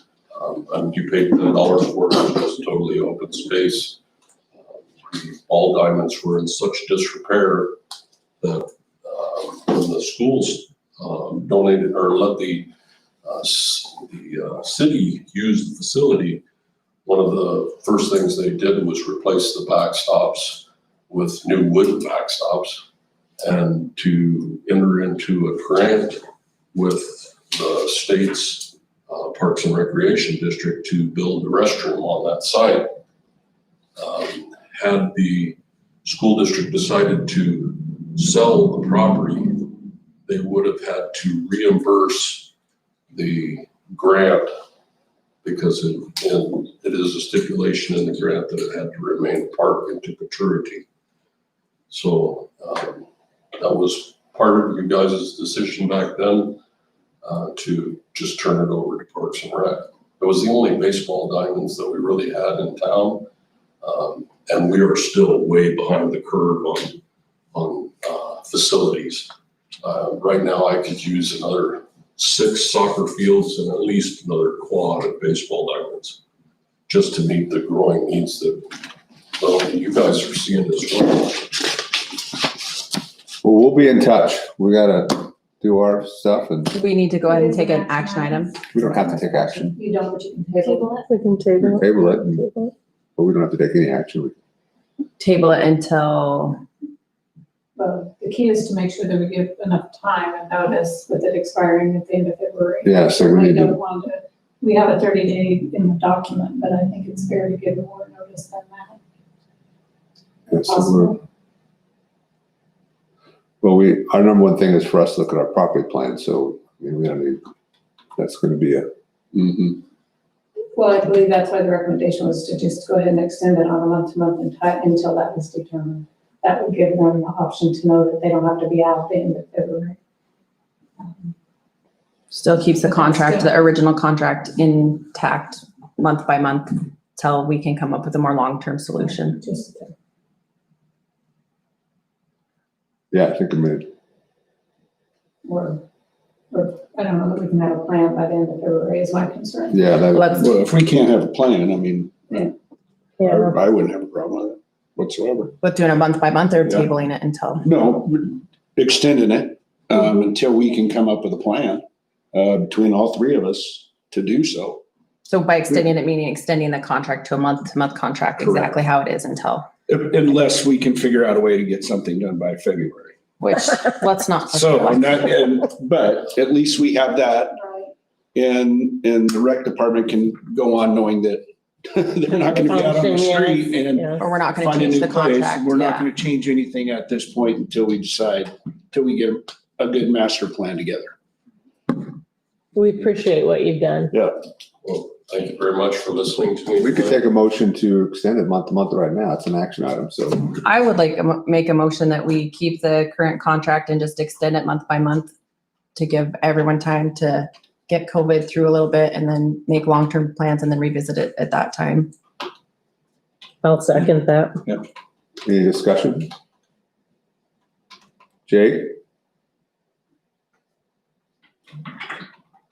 Might be on mute.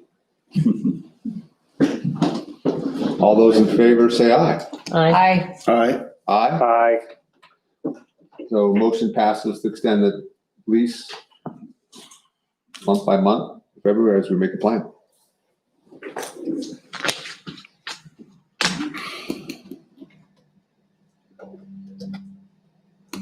We'll move forward with action item to evaluate category levels and amend reopening plan as needed.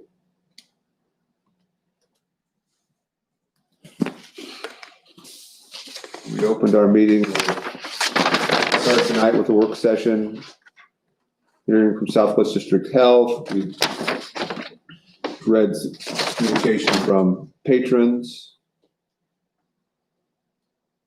We've had Kristen share with us an amended opening plan or developments. Do we need to have her re-present that now that in our official meeting? I guess Okay. since, yeah, probably since we're in an official meeting, we should probably, Well, and I can go over the amendments to the plan. too. Just Yeah, to kind let's of do that. real quickly for you. So our district nursing staff met a couple weeks ago in conjunction with Southwest District Health to take another look at our reopening plan, specifically COVID symptoms and how we were assessing kids and making determinations for sending them home. So that's some of the changes in here, and then there are also some others just because Southwest District Health and or the CDC has simply updated their guidance. So the first change that can be found on page 2, and it's in red font. This is a suggestion from me that we add this to our plan if indeed we're going to be moving students back at full capacity while we have transition in schools. So it just says, from time to time, while COVID-19 transition is a concern and schools are operating at full capacity, the board may mandate face coverings. During such times, face coverings will be required anytime students are not socially distanced and not at designated periods for recess and or lunch. During this time, visitors and volunteers would also be limited in the schools. Does this address their PE classes or like band or anything like that? Would they? We would simply be going off social distancing. So just as long as they can achieve social it, distance. you're in a mask. Okay. The next change is on the following page. It's just one small change in the second bullet. The CDC has changed that guidance from being 72 hours of fever-free to 24 hours. So we've just made an update there.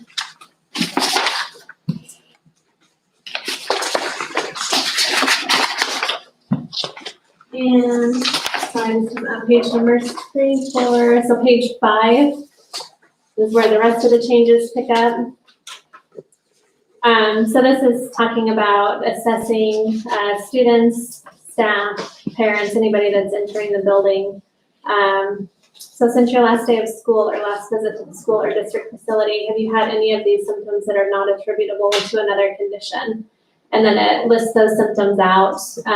We got rid of the inset under fever and chills just because it was a little bit redundant from other pieces of the plan. And then we added under there in the red, students and staff that are determined to have a fever, 100.4 or higher, or new onset of cough or shortness of breath will be sent home. Additionally, students exhibiting 2 or more other symptoms referenced above will also be sent home. Determination of whether or not a student should be sent home or told to remain home should be made by a member of the district nursing staff when possible. Students will be isolated from others while waiting for a health evaluation. District nurses will cross-train administrators and administrative assistants and will be available to consult by phone or sending a student home. So one of the things we've struggled with is, I think everybody's aware we have a shortage in our nursing staff this year. We currently have 1 medical assistant position full-time open and then a half-time RN position that we're still struggling to fill. So we were already short. And then with it being a pandemic year, it's really just kind of complicated that. But we're trying to make sure that those kiddos and those parents are able to talk to one of the members on the nursing staff instead of just having the front desk people make judgment calls on some of this stuff. Question, real quick, is that, so the shortage in the nurses, is that due to the fact that the availability of nurses? Or is it financial? So no, it's not financial. And we actually had a shortage last year. This started probably halfway through last year, I think, is when we started to really not be able to fill them. We have the money in the budget for those positions. They're advertised. We just simply don't have the candidates. So I have heard from some people in the community that have expressed interest that are certified in certain fields of nursing and stuff like that. But I have been told that we have extremely strict requirements to that case, or is it because there's been some people that have been interested in possible positions, whether it's part-time or assisting during the COVID or whatever, that are certified, but they may not be exactly certified in what our description is? Is that something that can be modified, or are we bound by these certain requirements? So are you talking only RN and MA, or are you talking also some of like our behavior interventionists? All three. All three. So RN is a little bit tricky because we do have 2-year RNs out there, but to be able to hire a 2-year RN here, they won't fit onto the state schedule. You have to have a 4-year baccalaureate degree to fit onto that state schedule for reimbursement. MA, it would just be straight certification. We just need you to be certified as an MA, and then that would work.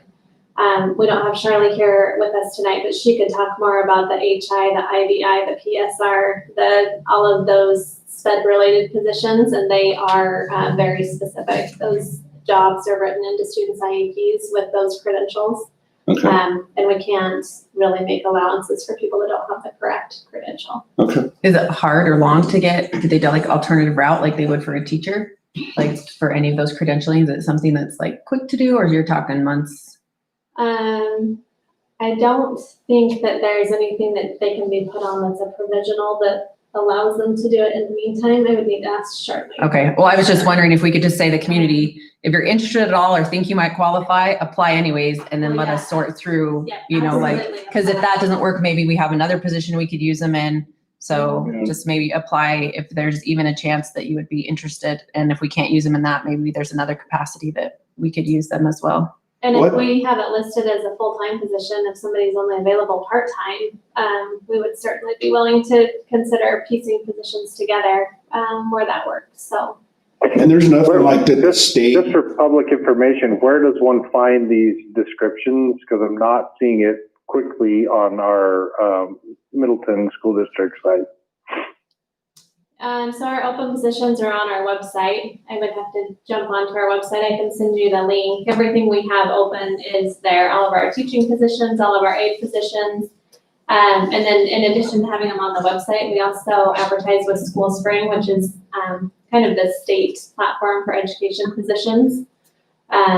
So individuals can find them there as well. And then from time to time, we have people just email us inquiring, and we send them the links to those positions as well. Okay, yeah, it looks like, sorry, I did find it. So just in the interest of public information, it looks like down in the quick links towards the bottom of the website is employment opportunities. I'm assuming that's where they're going. And it's also, we just pulled it up under our district, and then it's Job Center and Yep. job vacancies. So are other districts struggling too? I mean, nursing wise and stuff like that? I I think think nursing everybody is is struggling hard. with a lot of things, yes. We're also struggling with the school psych. We were finally able to find one and get them hired, and they resigned before they ever actually started. So I'd be curious of whether state might not have, because of the pandemic and everything else, that there would be something that would, Would provide. that you could, you know, circumvent maybe some of the restrictions that are required and everything like that, because I think there's probably some very good people out there, right? That Mhm. don't fit the exact mold or the exact requirements that could be very useful, not only in our district, but in other districts as well. That there's not anything out there that they're trying to put together to help all the districts. they've been working on the teacher shortage, teacher pipeline. So they've made some allowances there. They've made some allowances for school counselors. There hasn't been anything in the way of the MARN school side. Right. Okay, and then these changes, sorry, I'm getting back to this. These changes continue on the following page, which would be page 6. So it starts, if the answer to any of these is yes, so basically you've been exposed, you just had symptoms, it tells you what to do. And then when you can return. So as you heard Southwest District Health talk about the negative test results, that's no longer a reason that you can come back under. So we have strike lanes that one. We've cleaned up the language on the following one. People were saying that was difficult to interpret. We had first clinical diagnosis there. So it now reads it's been at least 10 days from the onset of your symptoms. So first day you were experiencing symptoms and you've been fever-free for at least 24 hours. So again, updated to 24 instead of 72. And then 2 more bullets have added, saying what you can do if you've had a positive test or a negative test. And we realize that there's a typo in there at the end of each one of those bullets. It should read without medication. Do you think in that section, or maybe the section below, since I just learned today that if you have had a positive test within 2 months that you are exempt from quarantine, does that need to be added in there anywhere? We could add it in somewhere, but this doesn't speak to quarantine. This is simply, I'm not feeling well. This is a Okay, well, I just wondered for the procedures and protocols. The other question I had was, so because teachers are deemed essential workers, is this what the plan for essential workers is as well? Or is theirs different? So that's up to local control. Teachers are essential workers, so the board could say, we are not going to quarantine our teachers. There's a list, I'd have to go back and find it, that you can use for essential workers that gets you out of some of those requirements. I would leave that up to the board if we were going to say we were going to handle teachers differently than we're handling everybody else. Can you give us a rundown of where we're at staffing wise, like how many we've had out or how many like our sub issue, kind of just a high level overview? I don't need specific schools or. Good, because they're not specifically in front of me. But we've been managing pretty well. So yes, we've had staff out. We have had pretty good luck with subs thus far. We know that we haven't had a demand for subs though, like we did last year. We haven't had a lot of illness. We've been pretty lucky. There's been a couple times that we have had to cover internally, but we've been able to make do simply because the numbers are what they are. So when someone's out from quarantine, a teacher, those 10 days or 14 days, is that their personal sick leave that they're leaving? Do we still have COVID money that they're getting, or how is that? So they have access to FFCRA leave, which is Families First Coronavirus Response Act. And that gives them up to 2 weeks of paid leave under that act. So they actually access that leave first for those first 2 weeks. They get that leave just once for the year. And then after that is up, they can access their sick leave. When you say year ending December 31st or ending this fiscal school year, July? I think the initial date on it was December 31st. I can't imagine they're not extending it, but I can't say that I've yet seen an extension. I have not seen it formally, but. So just, I guess, a note for us, if teachers being out for a long period of time or quarantine is an issue, we could look at doing, they are deemed by the Department of Health Security, Homeland Security essential workers, and that would really limit, they wouldn't have to quarantine. It's basically when you're symptom free, then you come back. Instead of all the mandating quarantine on teachers, because I know that was an issue too. It's like. And doctors have fallen into that, right? So that's Yeah. your different plant workers. So I think right now we're safe, but if we got critical, that would be an option to look at. But we could make that decision at any time. Right. We could call an And that's emergency still- meeting if something happens. And that's still following all CDC guidelines. That's not Right. us making up our own anything. That's very Right. much Right. in line with what everyone's at. Okay, I just wanted that clarified. Thank you.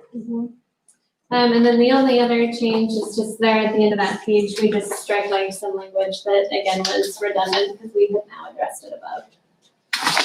And that was the end of the change.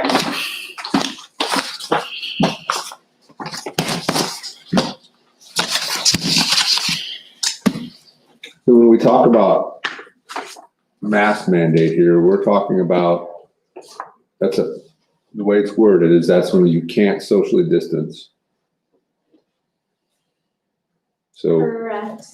if you can't socially distance, we would mandate. And quite frankly, it gets confusing when we look at our green category, yellow category, and red, and we try to match up with Southwest District Health. Green is gray with Southwest District Health. And we know that, but is that confusing to know that our green is gray and our yellow and red is yellow is orange and yellow and red is red. Am I correct? Well, our red would be their orange and red. I don't think we ever drew a hard line on that. I did not We think, okay. sent out some community correspondence, just kind of equating those ratings. But yeah, it doesn't help they have a 4-point scale and we have a 3-point. So that also makes it a little bit difficult.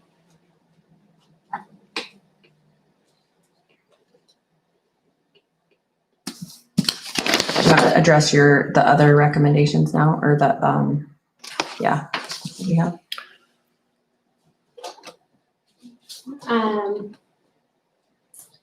Sure. So my recommendation is that we take into account a couple different things, one being the census tract incident rate by Southwest District Health, and the other one being the incident rate by school district, and that we continue to monitor those metrics. Recently, we have been below a 3.0 score. We've actually been quite a bit below that. I would like to see us maintain that, and then I would also like a couple more weeks to assess what we have going on internally within our buildings and just kind of see if that trend continues or where we're at. I did have a phone call with Southwest District Health on Thursday morning, and they did make mention that they've seen an increase in COVID in Canton County. And we have those phone calls weekly. So the recommendation is that we continue in our hybrid learning until October 26th. And at that time, if both of those metrics are below 3.0 and we have similar conditions to what we have right now, relatively low transmission within the schools, that we would begin a staggered approach to in-person learning, beginning with the Lincoln Academy on October 26th, followed by our K-5 schools on November 2nd,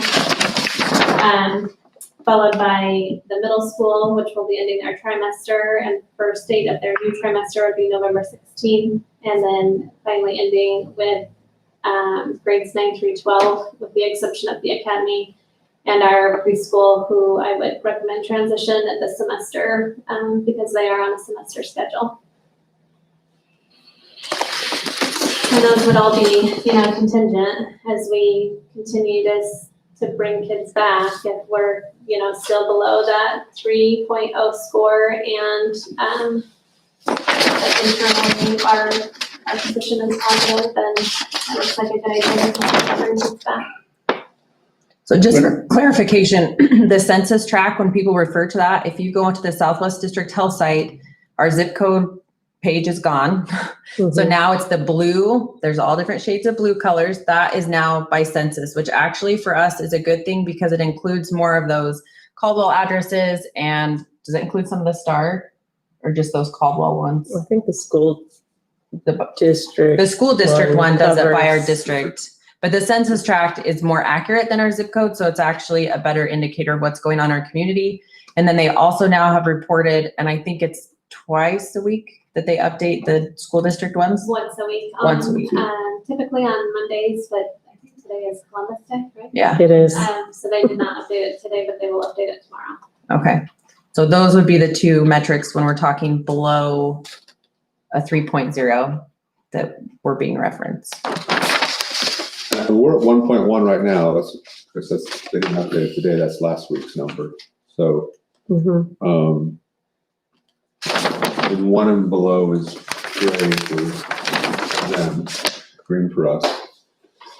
And we know by reading out loud everybody's response that there's no decision we'll make tonight that will make everyone happy.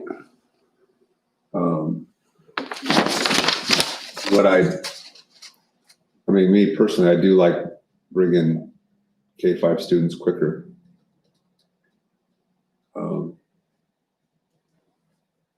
Than November 2nd. And I know that may scare our teachers, but if we need plexiglass, I know, Kristen, you originally ordered at the state had an ordering process for these PPEs and stuff. And I know you would early on reached out to 4,000, like, what did you say, 4,000 pieces of plexiglass. We haven't received it yet. But I think it's critical that we have, if teachers want that plexiglass, that we find a way to provide it. Yes. So they feel safe.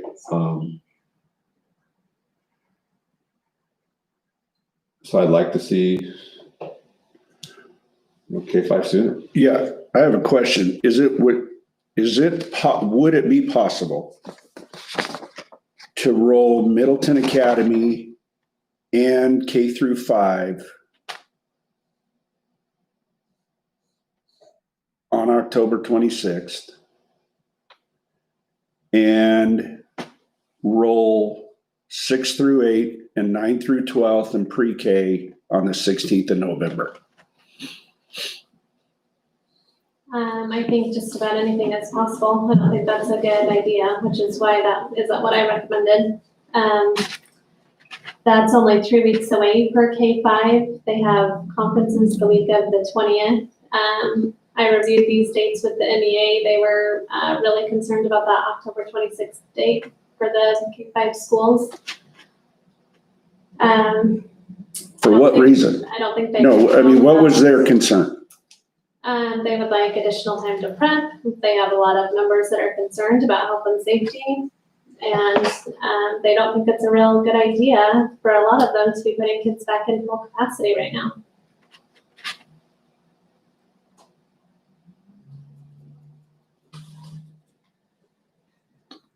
I understand that, but at the same time, I struggle because I'm like, COVID's not going away. No. If nobody got tested, we'd have 0 cases. Like, we know because we're testing, and I'm not saying we shouldn't. I just think long-term, this is not working. It's not working for the families that have working parents. It's not working for, in any other year, let's say we had an influenza outbreak.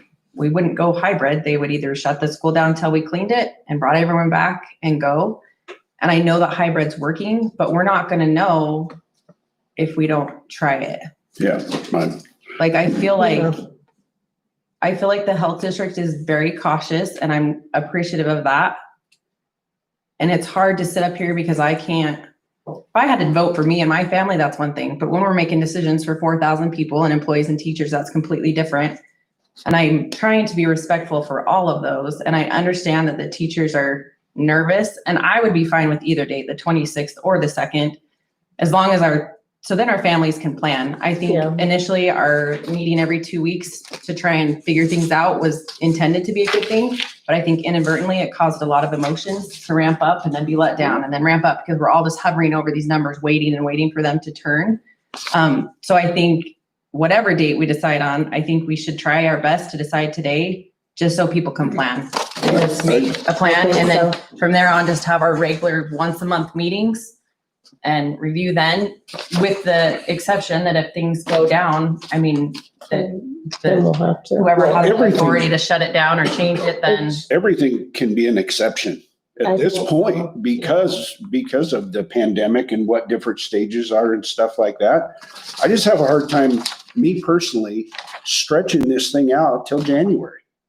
And at this point, With daylight savings And- and the weather turns. I mean, I like the plan. There's one thing I don't like about the plan. I think we should use the wording that we're using in our reopening plan for where you're mandating that all students and staff wear masks. I think we should go exactly what you put right here.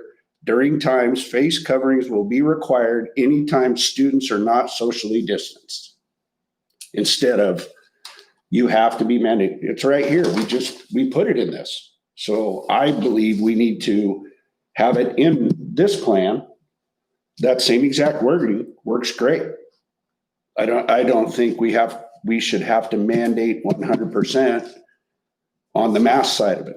Well, I think we have to be realistic and know that if we bring students back at full capacity, the ability to social distance is gone in the building. I think people at the same time, I don't disagree with that. But at the same time, the staff and students are going to be able to make adjustments on the fly as well. I think people are going to learn to get this figured out. And I think that's where we have to be conscious and trying to take everybody's opinions and everybody's wants and needs into it all. And like Kirk said, not everybody's going to be happy in this whole thing. And I don't think any decision that we make tonight is going to be 100% correct. But we've got to move forward, I believe.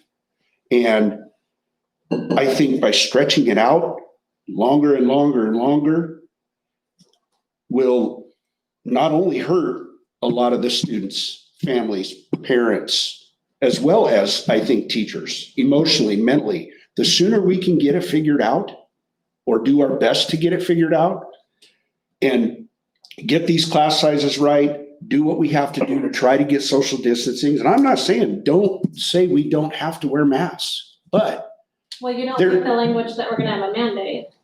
well, So if we don't have a mandate, what do we have? Well, no, we have the exact wording. If you cannot maintain social distancing, then masks are required.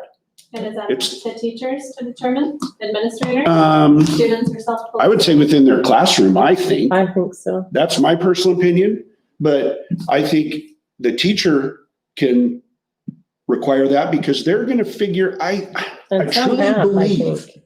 that a lot of these teachers are super creative and they're gonna find whatever ways they can to teach their kids. And they'll work out weird stuff to make stuff happen so they can get as socially distanced as possible. They're not, I don't believe there's a teacher out there that's just gonna sit in a bubble. So. It's not gonna socially- happen. So socially distance would be minimum 6 feet distance from one another. I'm telling you, it's not possible in the classroom. So it's not how hard the teachers try or how creative they are, because I absolutely know how hard they try and how creative they are. It's not possible.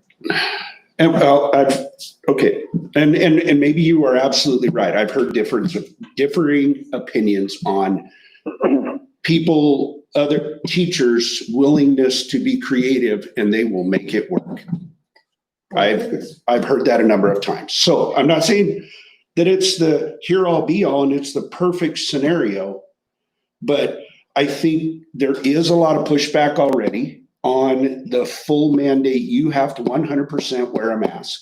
But the interesting thing about that is it's coming from the parents. I bet 90% of those kids, or even more, as soon as they walk into school, if a teacher asks them to put a mask on, K-5, generalizing, they would do it without a problem. So what are we gonna do when students walk into the buildings and the teachers don't ask them to wear a mask? Well, with a mandate, who's asking Well, them that's now? what I'm saying, we need to have a mandate. Well, I know, but then, so even with or without a mandate, with a mandate, who are you saying is gonna, If we have a Enforce that. mandate, then that's the expectation for administration and teachers to carry that mandate My- through. How effectively though? I mean, Jake, go ahead, Sorry, Jake, sorry. go ahead. Yeah, so we started this trying to be as cautious as we can, and you know, we are in uncharted territory. We're not health professionals. Some of us are closer to some than others. You know, we've really been treading as carefully as we can. We started this in hybrid. We've got a month under our belt. You know, I think we've got to get these kids back to class, but I can't see us jamming the gas pedal to the floor and just saying, let open the floodgates, let's just see what happens. Right? So I think we have to still take a cautious approach, but you know, for the health of these kids, for the education of these kids, if we're really being honest, the hybrid model is not nearly as effective as in the in-person model. But the only next step I see as rational, and we give it some time, test it out, see how it's working, is everybody goes back to school as soon as we can get them there. They're going to have to wear masks until we get this sorted out. And then as you know, as time goes on, we start lifting and those restrictions and we start doing better and better and things are clean.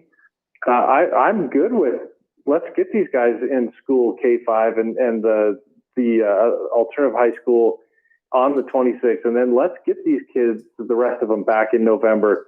But let's get them back safely with some masks on to protect everybody. Because, and I get it, we're reading these emails. The emails are passionate about how some of them want it, some of them don't. So some of them don't want anything at all. But we've got to take these steps carefully because we've got to think about, you know, yes, I know it's uncomfortable, but you know what? The kid next to you may be being raised by grandma and grandpa who are more susceptible to this stuff. And I know it's uncomfortable and annoying, but there's schools around us doing this successfully. So a measured approach of going back as soon as we can with a mask mandate, if we want to call it a mandate, whatever. And then we look at it again. And after we get, this Petri dish working again, then, okay, what happens when we lift some of the mask restrictions and leave it up to teachers to decide and that kind of stuff? If we can open the floodgates and everybody, we can have a reaction that forces us to close it down to red. I would prefer to keep these kids in school as long as possible. I think a little bit of middle ground here is if they're mandated, but we give that, unless you can socially distance, because if you're in a classroom and you can't socially distance, then you're mandated to wear a mask. But if you want to give breaks to kids and let half the kids go out someplace, right? And they can take their masks off then because they can. I think that does give Oh, she just lets them take them. some flexibility to a teacher to say, we're going to split this class up. Some are going outside or some are not. I mean, you have to show up at school with a mask. You're going to walk in the hallway. You have to, It can even be a gator. a gator. I mean, you got to have a face covering to come into school. And I It's like a restaurant. totally agree with it. Or Totally agree with it. Costco, or, yeah. But I do, Let's get 'em I back. really feel there's going to be a lot of teachers and that are going to be very creative. And And some already have been, I think. exactly. So I think we need to give them that flexibility to do so if they have the ability to be creative. If they can't, Then let's it's go. mandated. Yeah. If you cannot social distance, then you must wear a mask. Which I think this covers, so I think. What does creativity look like? I don't understand. You mentioned that a couple times. I just don't, I don't understand what that means. Which one? What it means? The creativity. Creativity with masks. I mean, it's either on or off, right? Well, no. It's the creativity within the social distancing. How they can make the social distance part of it work. Whether it's, some of them have done umbrella things and they put them in different groups and they're 6 feet away from different things, or they use shower plexiglass, curtains, or yeah. they do, like you said, they do something outside where they break the kids up during the day. I'm talking about the social distance part of it. If there is a way that they can be creative in some sort of session in class to do so, then have the teacher have that flexibility to make that decision. But yet, if there is no social distancing, there is no 6 feet, then you have to wear a mask. I mean, that seems to me, and how you have it worded in our reopening plan, I think hits it right on the head. It covers it. And it is. It's mandated unless you can maintain social distancing. Can I suggest we discuss this in chunks so like, can we just talk about the date in K5 and then talk about the date in 6-8 and then the date in high school? So we can like do one at a time. Is everyone okay with that? Yes. Just joke. Okay. Thanks So- for organizing that. Well, I just think, okay, so K5, we all want them back. Yes. Mask, we're gonna start, if I understood Jake, and we're gonna leave it how it's written in here, masks will be mandated, or unless during such time face coverings will be required anytime they're not socially distanced or at designated periods for recess and or lunch. So we're okay with that part. We've had October 26th thrown out and then the November 2nd date. So I guess any other discussion or comments, questions about those two dates or thoughts, feelings?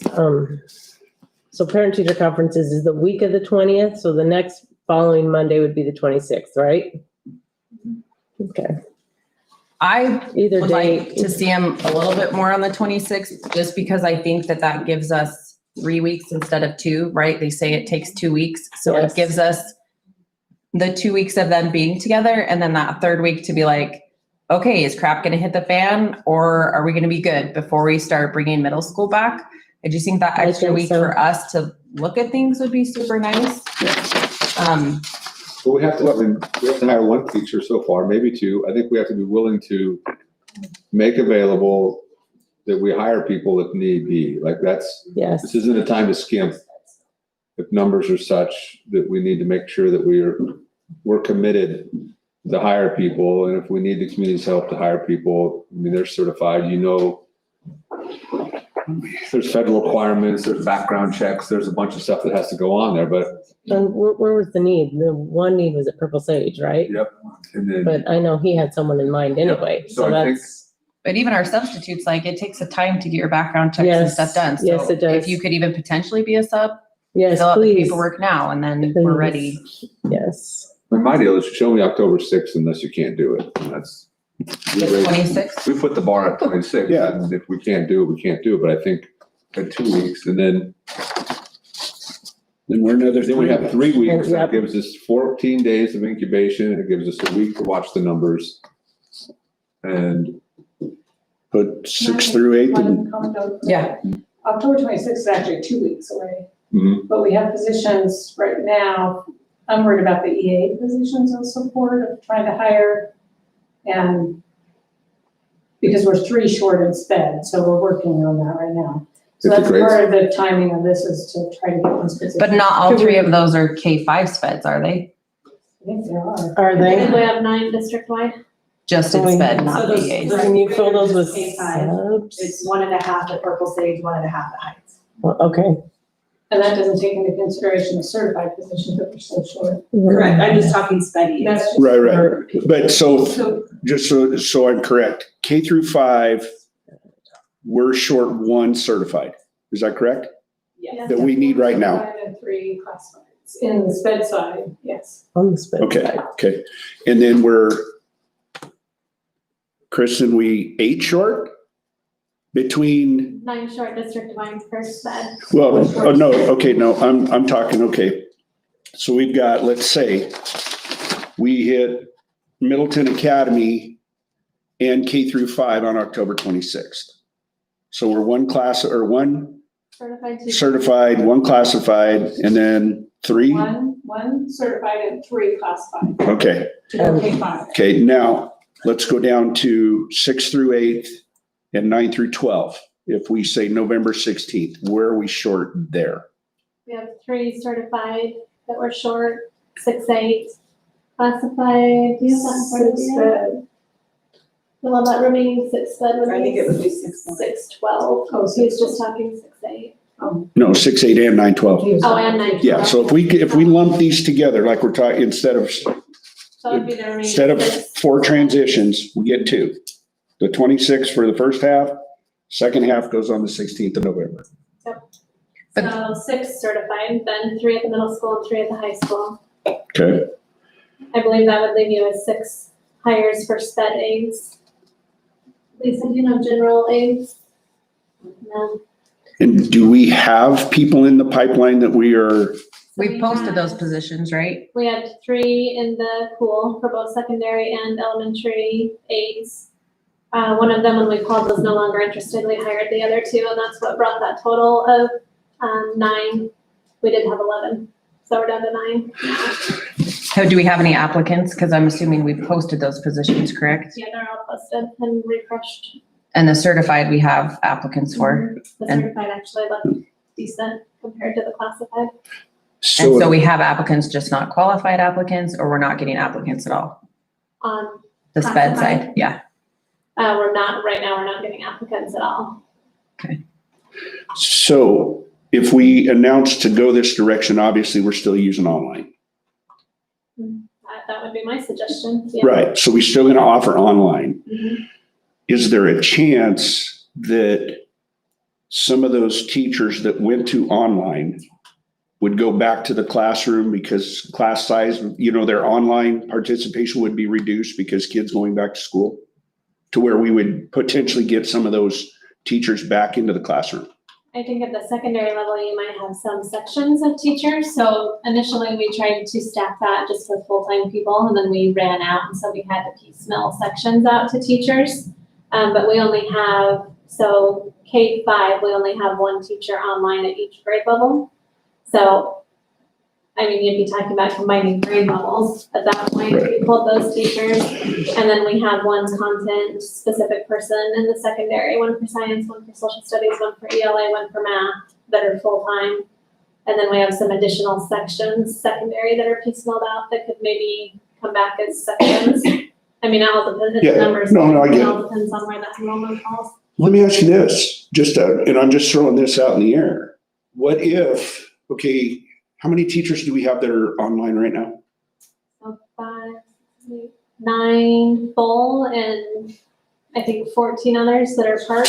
So what if, just spitballing here, what if 85-90% of the kids go back to school? What are we doing with all those teachers that are online? We would be putting them back in the classroom. Okay, so that's what was my question. Okay.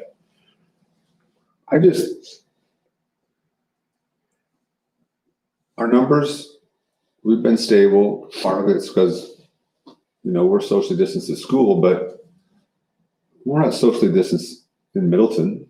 No. Everybody's together. It might be a struggle, but the NFL's playing. You got a bunch of people trying to make it work. I know the biggest thing from the high school, if we move the high school to November 16th, about 1,000 kids are going to possibly get their classes changed. And we need the community to know that when we change this up and you change teachers in the middle of the semester, don't be yelling at the high school counselors or the principals because we opened up full time. That would happen. I talked to Brian about that. And it was, is that a perfect world? No, we're back to measure 2 bad decisions. Stay at home, do 2-on-2, or come in and shuffle the deck and have kids affected by their classes. And we're at 1.1. We're close to green now. If K through 5 goes early, we have a chance to see what those numbers do. We have 3 weeks. The middle school's at the end of their trimester. We pushed all in on the high school. The risk is you lose sports. CUNA soccer, Columbia volleyball. Actually, CUNA got cleared. They played. They get cleared. So,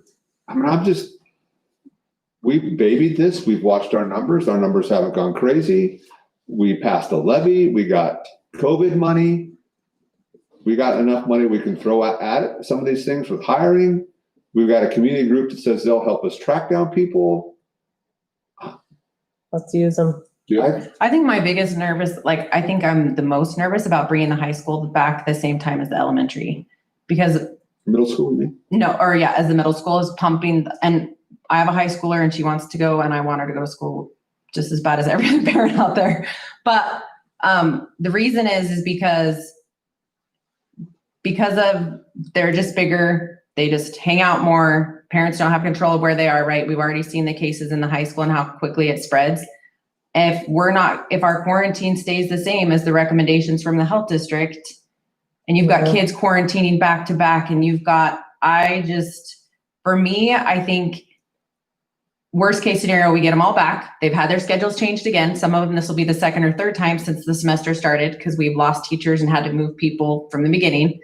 They get their schedules changed again. They're in school 2 weeks, and then we say, we have to go red, shut down the high school again. No sports, I want to give them a fighting chance. And part of me feels like, at least if they're still half on, half off till January, it gives them time to steer social distance. So those who are doing wrestling, basketball, dance, whatever, they can still 6 feet away. And then they don't have to wear masks because they're socially distanced. But then when they come back in January, we have a new hiring pool of new graduates. We have the ability for them to set their schedules how they want if they do arena scheduling. So then the kids can get on and pick classes with their friends and put them in the order that they want. I just don't know. It feels messy to me and rushed. So I'm hesitant on that one. I think 2020 all looks messy. Yeah, I don't think it changes whether we're in November. It could happen January too. It could. It literally could happen in January. And I think We just gotta get over the speed bump. I think people are wait until January. People are just gonna. I think I think we're at this point in time, we've been living it for 7 months. I eat out at restaurants a lot, and you walk in with your mask, you sit down. It flows, it's awkward, but you're doing what you can. I know it's a risk, but the biggest thing we can say is don't spend 15 minutes within 6 feet. And there's your quarantine piece. You got masks on, so now we're hearing the classrooms are gonna be less than 6 feet, but they're kids, so we gotta protect the teachers with plexiglass. The teachers are gonna, if we don't go now, when? I guess is the point. Yeah, I agree. We'll have the same exact argument, December 15th, Yes, January 2nd. 2025. And if it does go red, we'll say, well, we learned and now we're gonna be online. We'll pray to God we get to go to yellow again. Yes. But we're at 1.1 and the numbers have been consistent from 0.8 to 1.6. When we started school, I think we were in the 2s. Mhm. So these kids are together out of school. They're not, Yes. I don't know, we're just And outside the gates at the we're gates. being and- cautious, but we're, Well, I guess when's our November board meeting? We can make this decision today, but if it just absolutely can't physically happen, then this administration can let us know at our November board meeting. Mhm. I'll make a motion. I make a motion that we modify the reopening plan that Middleton Academy and K through 5 students start on October 26th. And that 6 through 8 and pre-K and 9 through 12 will start on November 16th. Pending that we are still in good situation within the, Does that caveat add the mask yeah. verbiage? Yeah, that's what I was gonna do. And also to adjust the mandated to fall in line with the wording that they had put on identified stages where it says during such times, face coverings will be required anytime students are not socially distanced and not at designated periods for recess and or lunch.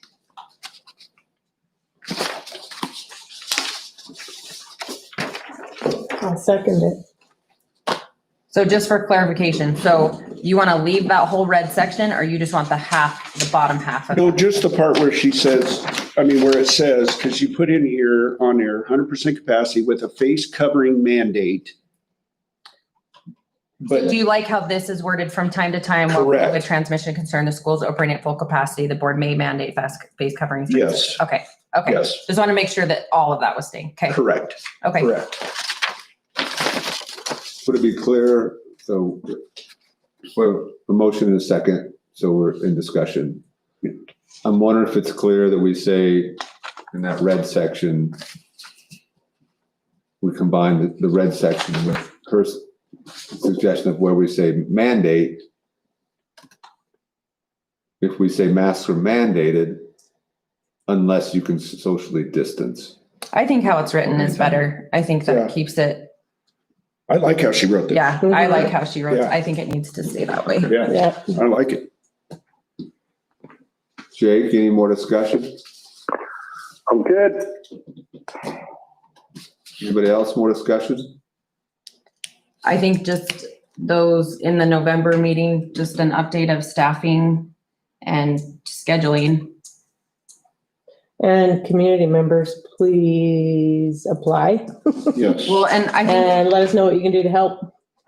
and just that the quarantine issue is, so far, we're still following the health department. So everyone needs to be okay that that's I the think rule. we need to watch that. I mean, I think we're doing this much change. I think in November, we look at the quarantine thing, if we see. Because I know nationally they're looking at it. I was talking to Dr. Zog about that, and nationally they've been talking. They haven't come up with CDC, and that they also are struggling with that probable piece. They're still sticking with what they have today, but that has been a discussion nationally. They just haven't come up with anything, and I wouldn't be surprised if we see something in the coming weeks before our November meeting. Okay. Any more discussion? All those in favor say aye. Aye. Aye. Aye. Aye. Motion carries 5-0.